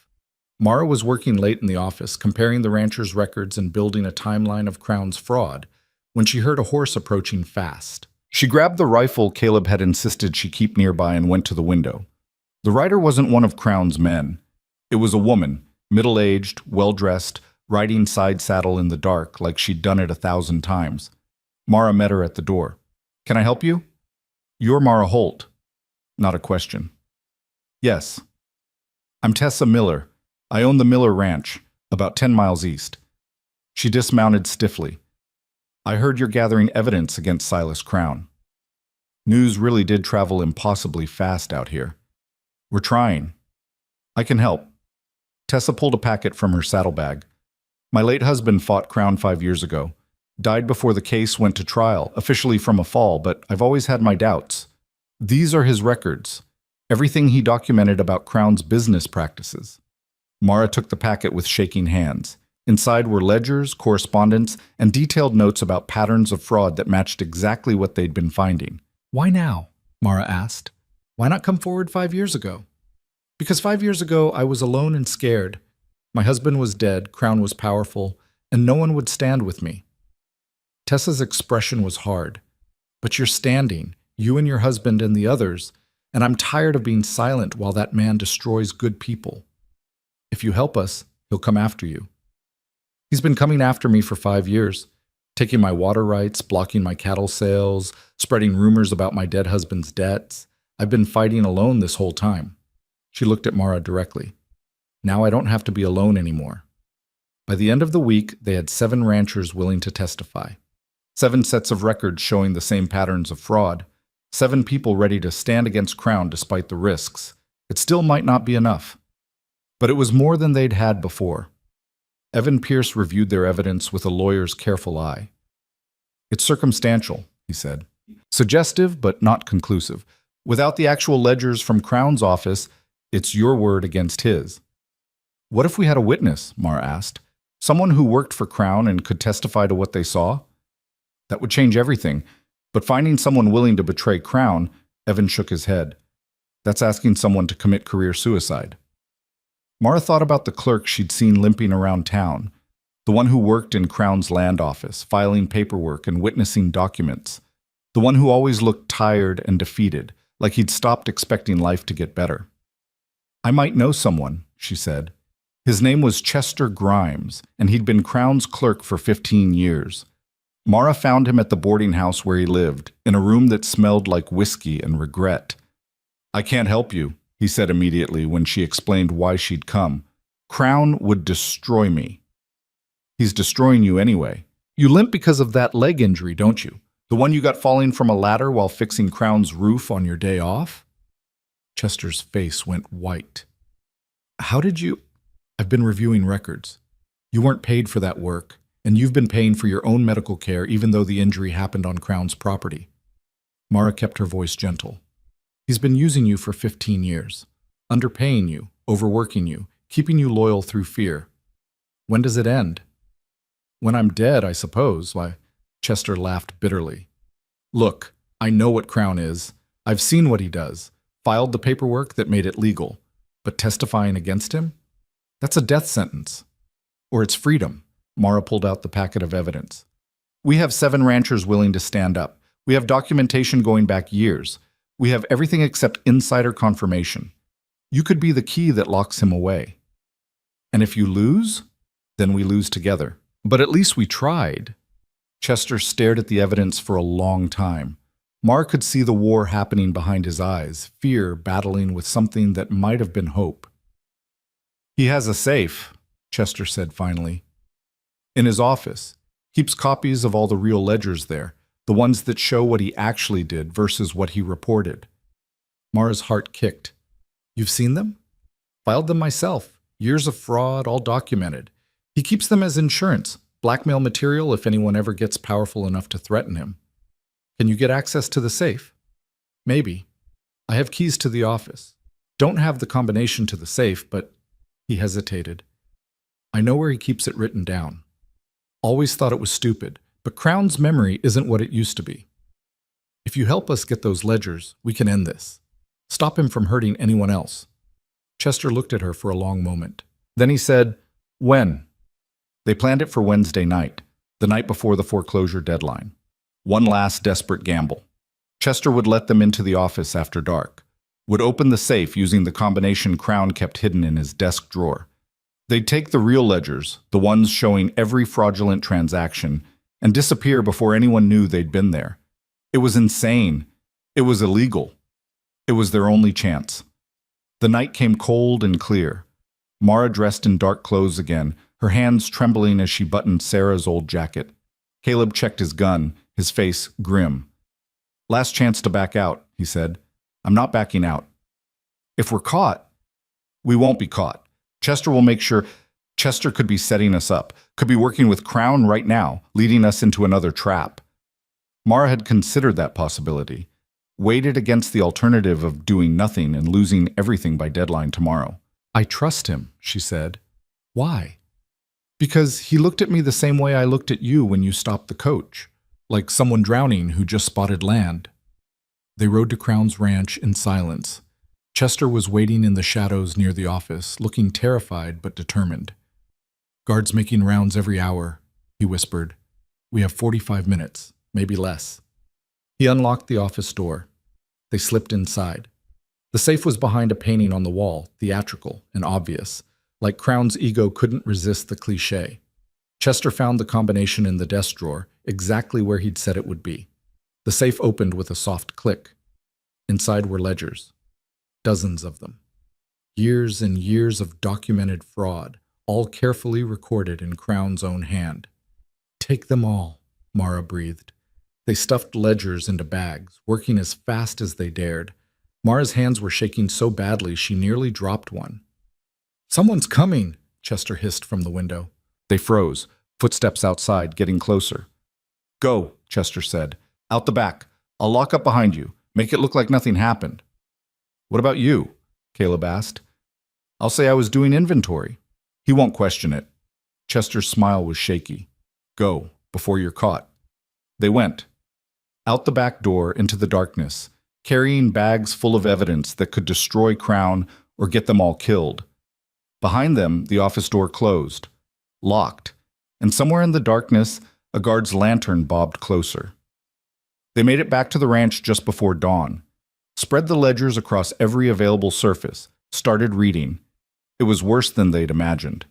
Crown had been systematically defrauding ranchers for over a decade, creating false debts, inflating real ones, using legal manipulation to force people off their land.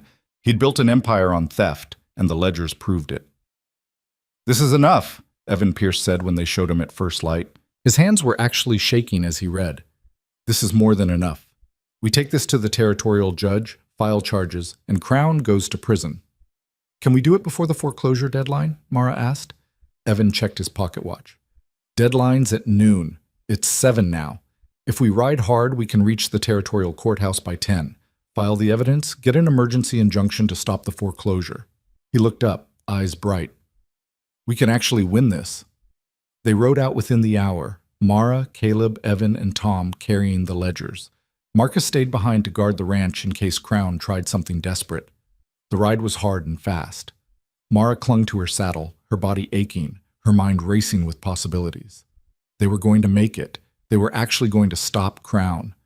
They reached the courthouse at 10:15, rushed inside, found the territorial judge, and discovered Crown was already there. He stood in the judge's chambers, calm and composed, with 2 lawyers flanking him like guards. Mr. Holt, he said pleasantly. Mrs. Holt, I've been expecting you. Mara's stomach dropped. It seems there was a break-in at my ranch last night, Crown continued. Someone stole valuable business records from my office, and I have a witness who saw you leaving the property around midnight. Chester. It had been a setup after all. These ledgers are evidence of your crimes, Evan said, holding up the bags. They show years of systematic fraud. They show private business records stolen during a burglary, Crown interrupted. Inadmissible in court. And even if they weren't, they've been in your possession for hours. Plenty of time to alter them, forge entries, create false evidence. The judge looked between them, expression carefully neutral. Mr. Pierce, did you obtain these documents legally? They were obtained by necessity, Evan said. To prevent an ongoing fraud. Did you obtain them legally? Silence. Then I can't accept them as evidence. I'm sorry. The judge actually did look sorry. My hands are tied. If the documents were stolen, they're inadmissible regardless of what they contain. But he's been defrauding people for years. Mara's voice was rising. It's all documented right here, in his own handwriting, which you obtained through illegal means. I understand your frustration, Mrs. Holt, but the law is clear. Crown's smile was triumphant. Now, about my foreclosure filing. The deadline is noon today. Mr. and Mrs. Holt owe me $300. Do you have the payment? Caleb's face was stone. No. Then by law, I'm entitled to seize your property. Judge, I'd like to file the necessary paperwork. Wait! Mara's mind was racing, searching for any angle, any possibility. Those ledgers. You said they were stolen from your safe. Yes. So you're admitting they exist, that they're real. Crown's smile faltered slightly. I'm admitting someone stole documents from my property. Documents that you kept in a safe, important enough to lock away, important enough to guard. Mara was speaking faster now, an idea forming. If they're just routine business records, why the safe? Why hide them? I don't hide anything. You keep 2 sets of books, don't you? One for show, one for truth. And the truth is in that safe because you know what it proves. This is speculation, one of Crown's lawyers said. Then prove me wrong. Open your records. Show us the real books. If they match what you've been claiming, you have nothing to hide. The room went very quiet. I don't have to prove anything, Crown said. His voice was harder now. You're the ones who committed burglary. You're the ones facing criminal charges. We'll face those charges, Mara said, after you open your books and show the court they match your lien filings. I refuse. Why? If you're legitimate, If your debts are real, showing your records would vindicate you completely. Prove we're liars and thieves, making false accusations. Mara looked at the judge. An honest businessman would welcome the chance to clear his name. The judge was watching Crown now, with new interest. That's a fair point, Mr. Crown. If you're claiming these stolen ledgers are forgeries or alterations of your legitimate records, producing the originals would resolve the question immediately. My business records are private, not when they're being used as evidence in a foreclosure proceeding. If Mrs. Holt is questioning the validity of your lien, you need to provide documentation to support it. Crown's jaw tightened. This is ridiculous. The lien is legal, properly filed. Then produce the underlying documentation, the original contracts, the invoices for work completed, the proof of debt. The judge's voice was firm now. I'm ordering you to open your business records for review. I won't. You will, or I'll dismiss the foreclosure and launch an investigation into your business practices. The judge stood. I want those records on my desk by tomorrow morning. Real records, not convenient summaries. Everything related to the Holt debt and any similar claims against other ranchers. Crown's face had gone purple. This is outrageous. This is justice. Court adjourned.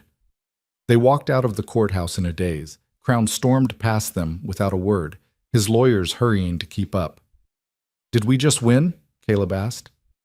We bought time, Evan said. If Crown produces his real books, they'll show the same fraud as the stolen ledgers. If he doesn't produce them, the judge will dismiss his lien. Either way, he's cornered. Unless he destroys the evidence, Mara said. He won't, Evan said confidently. Too many people know about them now. Destroying evidence after a court order would be obstruction. Even Crown's not that stupid. They rode home slowly, exhaustion settling over them like fog. The ranch appeared in the afternoon light, looking the same as always, small, rough, imperfect. Home. Mara realized she'd stopped thinking of it as Caleb's ranch weeks ago. Somewhere along the way, it had become theirs. Marcus met them in the yard, rifle in hand. How'd it go? We're still here, Caleb said. That's something. That night, Mara sat at the kitchen table writing a letter she prayed she'd never have to send. It detailed everything: the evidence they'd found, Crown's fraud, the territorial judge's order, and the location where Evan was keeping copies of the stolen ledgers.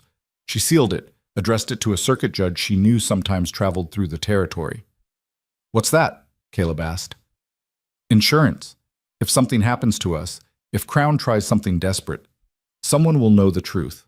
Do you think he'll come here? I think we backed him into a corner. Cornered animals are dangerous. She looked at him across the table. We should be ready. They prepared through the evening, checked weapons, secured the buildings, made plans for where everyone would go if armed men came riding in. Mara worked by lamplight, organizing papers and making copies. If Crown sent men to destroy evidence, she wanted to make sure some survived. She was finishing when she heard horses, multiple riders coming fast. Caleb, she called. He was already at the window, rifle ready. Tom and Marcus appeared from the barn, armed and alert. The riders came into view, 20 men, maybe more, torches lighting the darkness. They'd come. Mara grabbed her own rifle, her hands surprisingly steady. She positioned herself at a window while Caleb took the front door. The riders stopped at the edge of the yard. Silas Crown at the front, flanked by hired guns. Halt, he shouted. You have something that belongs to me. Return it, and we ride away. Refuse, and we take it by force. Caleb stepped onto the porch, rifle across his chest. Nothing here belongs to you. The ledgers, the documents you stole from my office. Hand them over. Can't do that. They're evidence in a legal proceeding now. The hell they are. They're stolen property, and I'm taking them back. Try it. Caleb's voice was calm. But you better be ready to explain to the judge why you destroyed evidence after he ordered you to produce it. There won't be any evidence to produce if it burns in the fire. Crown gestured to his men. We're coming in. You can surrender or you can die defending a losing cause. Your choice. The hired guns started to dismount. And then Mara heard something else. More horses, coming from the east. The riders appeared in the darkness. Samuel Weber, Tessa Miller, the other ranchers who'd joined their cause. Behind them, more people, neighbors, townspeople, men and women who'd heard what was happening and decided to stand. They formed a line between Crown's men and the house. "You'll have to go through all of us," Weber said. Crown stared at them, his expression twisting from confidence to fury to something that might have been fear. "This isn't over," he said. "Yes," Mara called from the doorway. "It is." Crown's men looked at each other, looked at the crowd facing them, started backing toward their horses. Crown sat alone on his mount, surrounded by people he'd spent years intimidating and controlling, and for the first time he was the one who was outnumbered. "Tomorrow," he said. "I'll have those books on the judge's desk tomorrow, and they'll prove every debt is legitimate." "We'll see," Tessa Miller said. Crown rode away, his men following. The torches disappeared into the darkness. The crowd stayed until dawn, keeping watch. Mara brought out coffee, what food they had. People sat around the yard, talking quietly, keeping vigil. "Thank you," Mara said to Tessa. "How did you know to come?" "Chester Grimes sent word. Said Crown was planning something tonight. Thought you might need help." Tessa smiled. Turns out he was right. Morning came without further trouble. The crowd dispersed slowly, people heading home with promises to return if needed. Mara and Caleb stood on the porch, watching the sun rise over land that was, for now, still theirs. "Think Crown will actually produce those books?" Caleb asked. "He has to. The judge ordered it. And if the books have been altered, if he spent all night forging new records, then we fight with what we have. The testimony, the affidavits, Chester's witness statement." Mara leaned against the porch rail. "We're not done yet." The letter to the circuit judge sat sealed on the table inside, just in case, because Mara had learned the hard way that you could do everything right and still lose, could have truth on your side and still get destroyed by people with more power and fewer scruples. But you fought anyway. You stood up anyway. And sometimes, if you were very lucky, other people stood up with you. They didn't sleep. How could they? Tomorrow would determine everything, whether they kept the ranch or lost it, whether Crown faced justice or walked away untouched, whether their desperate gamble had been worth the risk. Mara spent the pre-dawn hours organizing documents one final time, making sure every piece of evidence was cataloged and ready. Her hands moved automatically through familiar motions while her mind raced ahead to the courthouse, to the moment when Crown would have to produce his records or admit he couldn't. Caleb checked on the horses, the cattle, the fence lines, doing the work that would need doing regardless of what happened in court, as if keeping the routine would somehow keep the world from falling apart. They met at breakfast, neither having any appetite. Tom pushed eggs around his plate. Marcus drank coffee and said nothing. The silence felt heavy, expectant. "Whatever happens today," Caleb said finally, "I want you to know this was worth it. Worth fighting back, standing up, even if we lose." "We're not going to lose," Mara said. She said it with more confidence than she felt. They rode into town at 8, giving themselves plenty of time before the 9 o'clock hearing. The streets were already busy. Word had spread about the confrontation, and it seemed like half the territory had come to watch. Evan Pierce met them at the courthouse steps, looking haggard but determined. "Crown filed his documents an hour ago. I haven't seen them yet, but the clerk says it's extensive." "Extensive how?" Mara asked. "Multiple ledgers, contracts, correspondence. He's claiming he has complete documentation of every transaction." Mara's stomach twisted. If Crown had spent the night forging records, creating false evidence to counter their claims, they might not be able to prove anything. Their stolen ledgers would be dismissed as inadmissible, and his forgeries would stand as legitimate. They were walking into the courthouse when someone called Mara's name. She turned to find Chester Grimes hurrying toward them, his limp more pronounced than usual. His face was bruised, one eye swollen nearly shut. "What happened?" Mara asked. "Crown figured out I helped you, had some of his men visit me last night." Chester's voice was thick, painful. "They wanted to know what I told you, what I showed you. I didn't tell them anything." "You should have," Caleb said. "Should have told them everything if it meant staying safe." "No." Chester stood straighter despite the pain. "I've been keeping quiet for 15 years, watching him hurt people, filing paperwork that made it legal. I'm done being quiet. He pulled a package from inside his coat. These are copies of the real ledgers, the ones from the safe.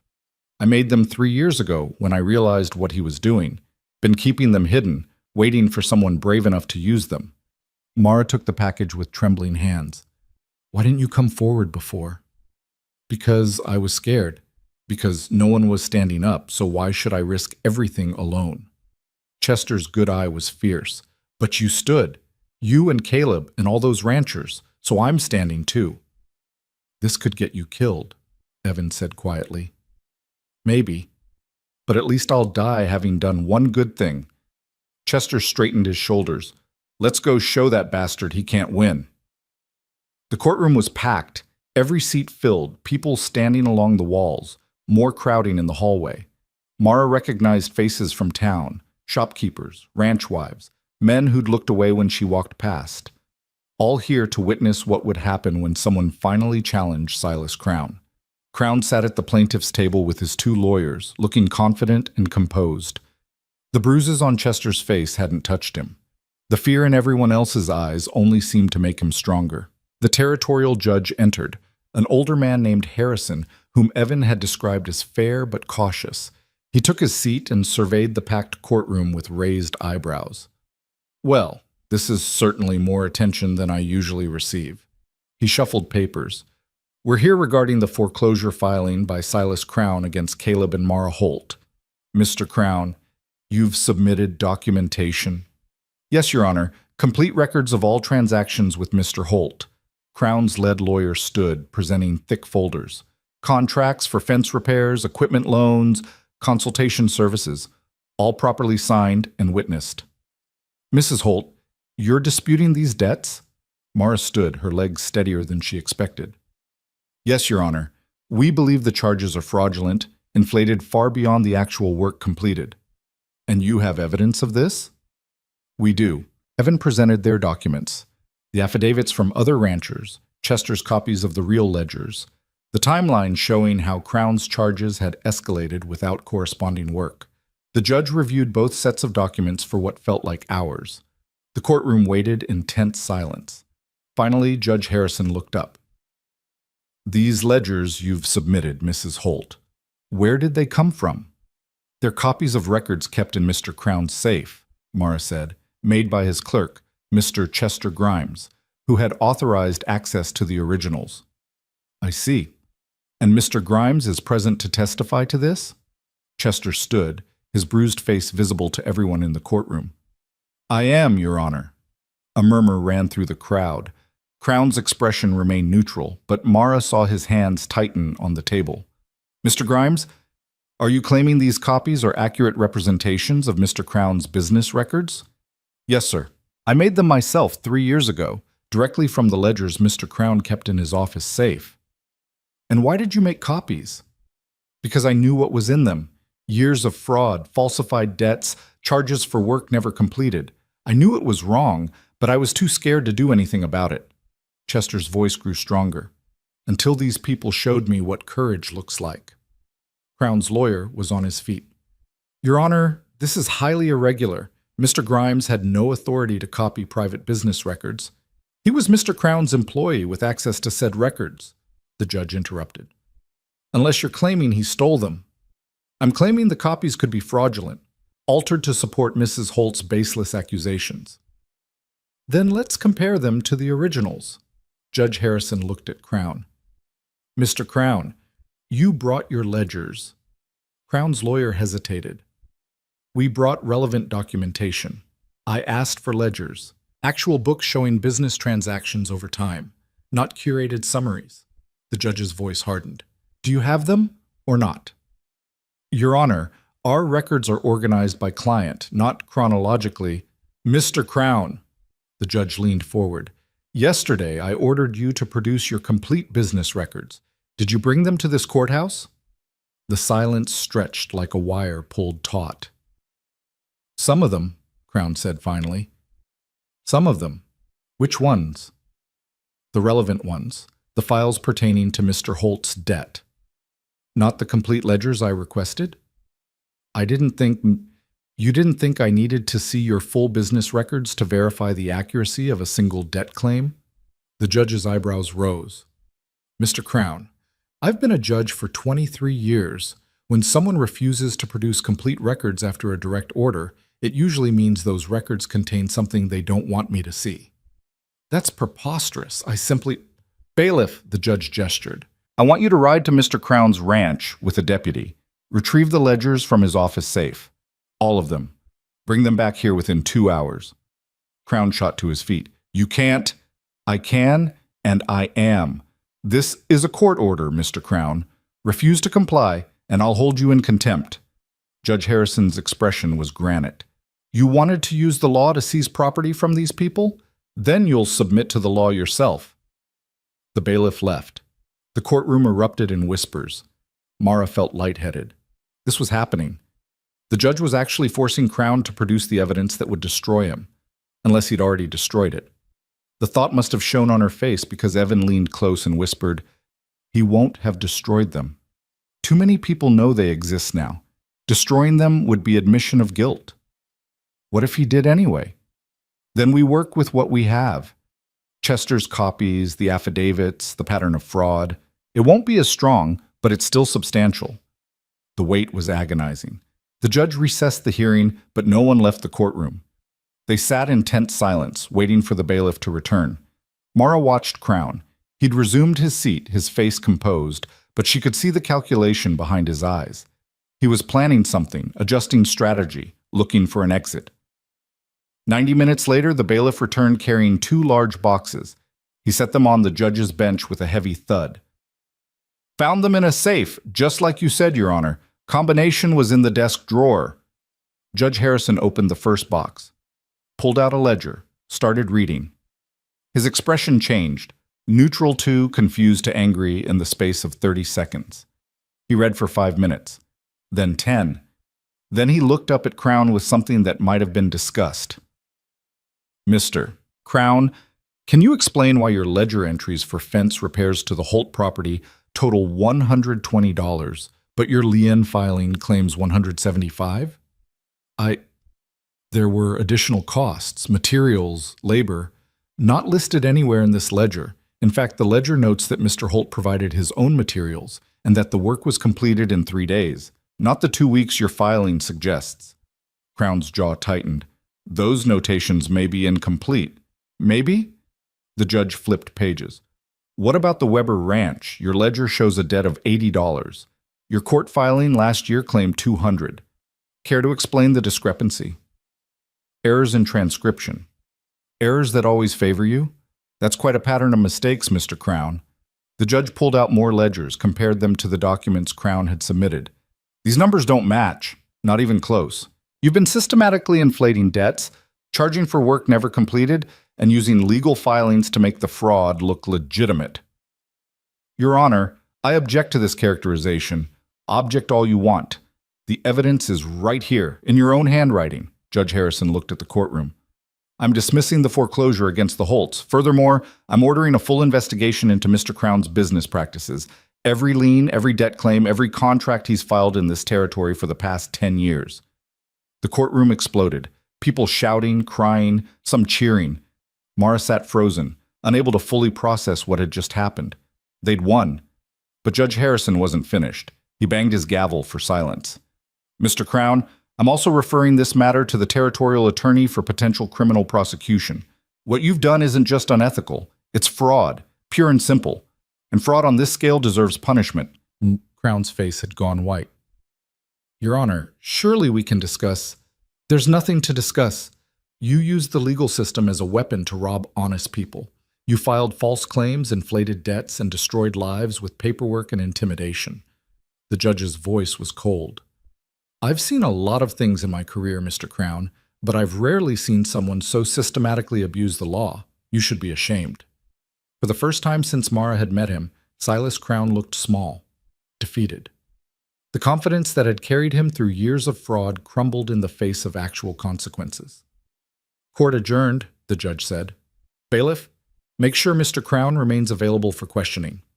The courtroom erupted again. People crowded around Mara and Caleb, shaking hands, offering congratulations. Samuel Weber was crying openly. Tessa Miller looked like a weight had been lifted from her shoulders. Chester Grimes stood apart, watching Crown being led away by the bailiff. When he caught Mara's eye, he smiled, painful through the bruises, but genuine. She pushed through the crowd to reach him. "Thank you. We couldn't have done this without you. I should have done it years ago, should have stood up the first time I saw him cheat someone." Chester's voice was rough. "But at least I did it now. At least I helped stop him. What will you do now? Find honest work, I suppose, though I don't imagine many people will want to hire Crown's former clerk." "I'll hire you," Caleb said, appearing beside Mara. "If you're willing. We need someone who understands legal filing and business documentation, someone we can trust." Chester stared at him. "You'd hire me? After I worked for Crown all those years? You also stopped him. That counts for more." Caleb extended his hand. "What do you say? Want to help us rebuild what Crown tried to destroy?" Chester's smile widened. "Yes. Yes, I do." They walked out of the courthouse into afternoon sunshine. The crowd followed, still celebrating, still processing the magnitude of what had just happened. Evan pulled Mara aside. "You did it. I honestly didn't think it was possible, but you actually took down Silas Crown." "We did it, all of us." Mara looked at the crowd, ranchers, townspeople, everyone who'd stood with them against impossible odds. "Turns out courage is contagious. What's next for you two?" Mara looked at Caleb, who was talking with Tom and Marcus, his expression lighter than she'd seen in weeks. "We run a ranch, pay our actual debts, help other people fight their battles with Crown, try to build something worth keeping. And your marriage? That was just for legal protection, right? Was it?" Mara thought about the past weeks, working beside Caleb, planning strategies, standing together against threats. Thought about the way he'd never tried to control her, never questioned her decisions, never treated her as anything less than an equal partner. Thought about how somewhere along the way the business arrangement had started feeling like something more. "I don't know," she admitted. "We started as partners. We're still partners. Everything else," she shrugged. "We'll figure it out." Evan smiled. "That's probably the healthiest marriage philosophy I've ever heard." They were loading the wagon when a rider approached. A courier Mara recognized from the Territorial Postal Service. "Mrs. Holt, I have a letter for you." Mara took it with shaking hands. The handwriting on the envelope was Uncle Gideon's. She opened it standing in the courthouse yard with Caleb reading over her shoulder. The letter was brief and poisonous. Gideon had heard about the marriage, about the legal battle, about her defiance of every social convention. He was disgusted, disappointed, and completely disowning her. She was no longer welcome in his house or his family. As far as he was concerned, she'd made her choice and would have to live with the consequences. The letter should have hurt, should have felt like loss. Instead, Mara felt free. "You all right?" Caleb asked quietly. "Better than all right." She folded the letter carefully. "He's cutting me loose. No more obligations, no more expectations, no more family trying to control my life." "That's what you wanted?" "That's exactly what I wanted." She looked up at him. "Freedom to choose, even if those choices look wrong to everyone else." They rode home in the golden afternoon light. The land rolled past, grass and sky and endless space. Their land now, legally and completely. No liens, no threats, no Silas Crown lurking in the background. Just a ranch, a partnership, and a future they could actually plan. Tom and Marcus had dinner waiting when they arrived. Not fancy, beef stew and bread, but it tasted like celebration anyway. "So what now?" Marcus asked. "We're solvent, Crown's going to prison, and you two are legally married. What's the next crisis?" "Hopefully none," Caleb said. "I'm done with crises for a while." "We need to help the other ranchers," Mara said. "The ones Crown defrauded. Now that his records are public, they can challenge their debts, get their land back. But they'll need help navigating the legal system." "You planning to become a lawyer?" Tom asked with a grin. "No. But I can help with the paperwork, the documentation, make sure they have what they need to fight back." She looked at Caleb. "If that's all right with you, might take time away from ranch work." "It's more than all right. It's perfect." Caleb raised his glass. "To fighting back. To standing up. To whatever comes next. They drank to that. Later, after the dishes were cleared and Tom and Marcus had retreated to the bunkhouse, Mara and Caleb stood on the porch watching stars emerge. "I've been thinking," Caleb said, "about our arrangement, the marriage contract." Mara's heart kicked. "What about it?" "It specifies this is a business partnership. Separate finances, separate lives, either party free to leave with notice." "That's what we agreed." "I know. And if that's still what you want, that's fine, but—" He paused, choosing words carefully. "Somewhere along the way, this stopped feeling like just business to me." Mara's breath caught. "To me too." "Yeah?" He looked at her directly. "So what do we do about that?" "I don't know. I've never done this before, building something real instead of just surviving whatever was thrown at me." She smiled. "We'll have to figure it out as we go." "I can work with that." He took her hand, not a handshake this time, but something warmer. "Partners?" "Partners," she agreed, "in business and whatever else we decide to build." He kissed her then, soft and careful, like testing new ground. Mara leaned into it, letting it happen, letting herself want something that wasn't just safety or survival, but actual happiness. When they pulled apart, she was smiling. "That was nice," she said. "Yeah?" "Yeah. We should probably do it again sometime." "I can arrange that." They stood together on the porch, hands linked, looking out at land they'd fought for and won. The future stretched ahead, uncertain, unplanned, full of work and risk and possibility, exactly the way Mara wanted it. The next weeks passed in a blur of activity. Mara helped 7 ranchers challenge their debts and reclaim their land. Chester proved invaluable, navigating legal filings with practiced ease while teaching Mara the finer points of territorial law. Crown's empire collapsed spectacularly. The investigation uncovered fraud touching dozens of families across 3 counties. He was arrested, tried, and sentenced to 15 years in territorial prison. His ranch and holdings were seized to pay restitution to his victims. Uncle Gideon sent one more letter, informing Mara that Howard Blackwell had married someone else, a proper young woman who understood her duty. Mara sent back a brief reply congratulating the bride and wishing her luck. She meant it sincerely. She wouldn't wish Howard Blackwell on anyone, but maybe his new wife would find a way to survive him the same way Mara had survived everything else, through stubbornness and strategic thinking. The ranch prospered, not dramatically, not overnight, but steadily. Cattle sales brought profit. Contract renegotiations saved money. Slowly, carefully, they built something sustainable. And somewhere along the way, the marriage that started as legal protection became something real. They still maintained separate rooms, old habits died hard, but the partnership deepened into genuine affection, then love, then the kind of solid foundation that could weather anything. 6 months after the courthouse victory, Mara stood in the barn office reviewing accounts and realized she was happy. Not just safe, not just surviving, but genuinely, completely happy. The door opened. Caleb leaned against the frame, dusty from a day working fences. "How are the books looking?" "Good. Really good. We'll turn a profit this quarter." "That's my brilliant wife." He said it casually now, like the word had always belonged to her. Wife, partner, business manager, friend.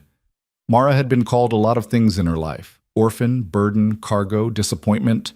But these new names felt right in a way nothing else ever had. "Come look at this," she said, gesturing to the ledger. "I think we can afford to hire another hand. Maybe 2 if we're smart about it." Caleb joined her at the desk, looking over her shoulder at the neat columns of numbers. "You sure? Don't want to overextend." "I'm sure. We're stable now. Time to grow." "All right. I trust your judgment." He kissed the top of her head absently, already studying the figures. "Though we should probably discuss expanding the house too. Going to need more space if we're adding employees." "Or children," Mara said without thinking. Caleb went very still. "Children?" She felt her face heat. "I mean, eventually, if we wanted. Not saying we have to, just that it's a possibility we should maybe consider at some point in the—" He kissed her, cutting off the nervous rambling. "Yes," he said when they parted. "Someday. When we're ready." "When we're ready," Mara agreed. They stood together in the barn office, surrounded by evidence of their success, organized ledgers, paid bills, a future they'd fought for and won. Outside, the sun was setting over land that belonged to them completely. Mara thought about the stagecoach, the crying girl in the window, the cowboy who'd stopped to give her a choice. Thought about how one decision, one desperate, terrifying leap into the unknown, had changed everything. "Do you ever regret it?" she asked. "Stopping the coach that day?" Caleb was quiet for a moment. "Not once." "You?" "Not once. Even though it led to fraud investigations and break-ins and almost losing everything? Especially because of that." Mara smiled. "Those things mattered. We fought for something real, won something real, built something that can't be taken away by creditors or uncles or men who think power gives them the right to hurt people." "We built it together," Caleb corrected. "Yes, together." Evening shadows stretched across the yard. In the distance, cattle lowed softly. Tom was singing something off-key in the bunkhouse. Marcus was probably starting dinner, grumbling good-naturedly about everyone's appetites. Home. Not the house she'd grown up in, not the print shop she'd lost, not Uncle Gideon's mansion where a wedding dress hung waiting for a bride who never came. This rough ranch in the middle of nowhere, with its perpetual repairs and endless work and absolutely no guarantee of anything except the choice to try. That was home. "Come on," Caleb said, taking her hand. "Dinner's probably ready, and Marcus will complain if we're late." They walked to the house together, partners in every sense of the word, carrying the day's work and the promise of tomorrow.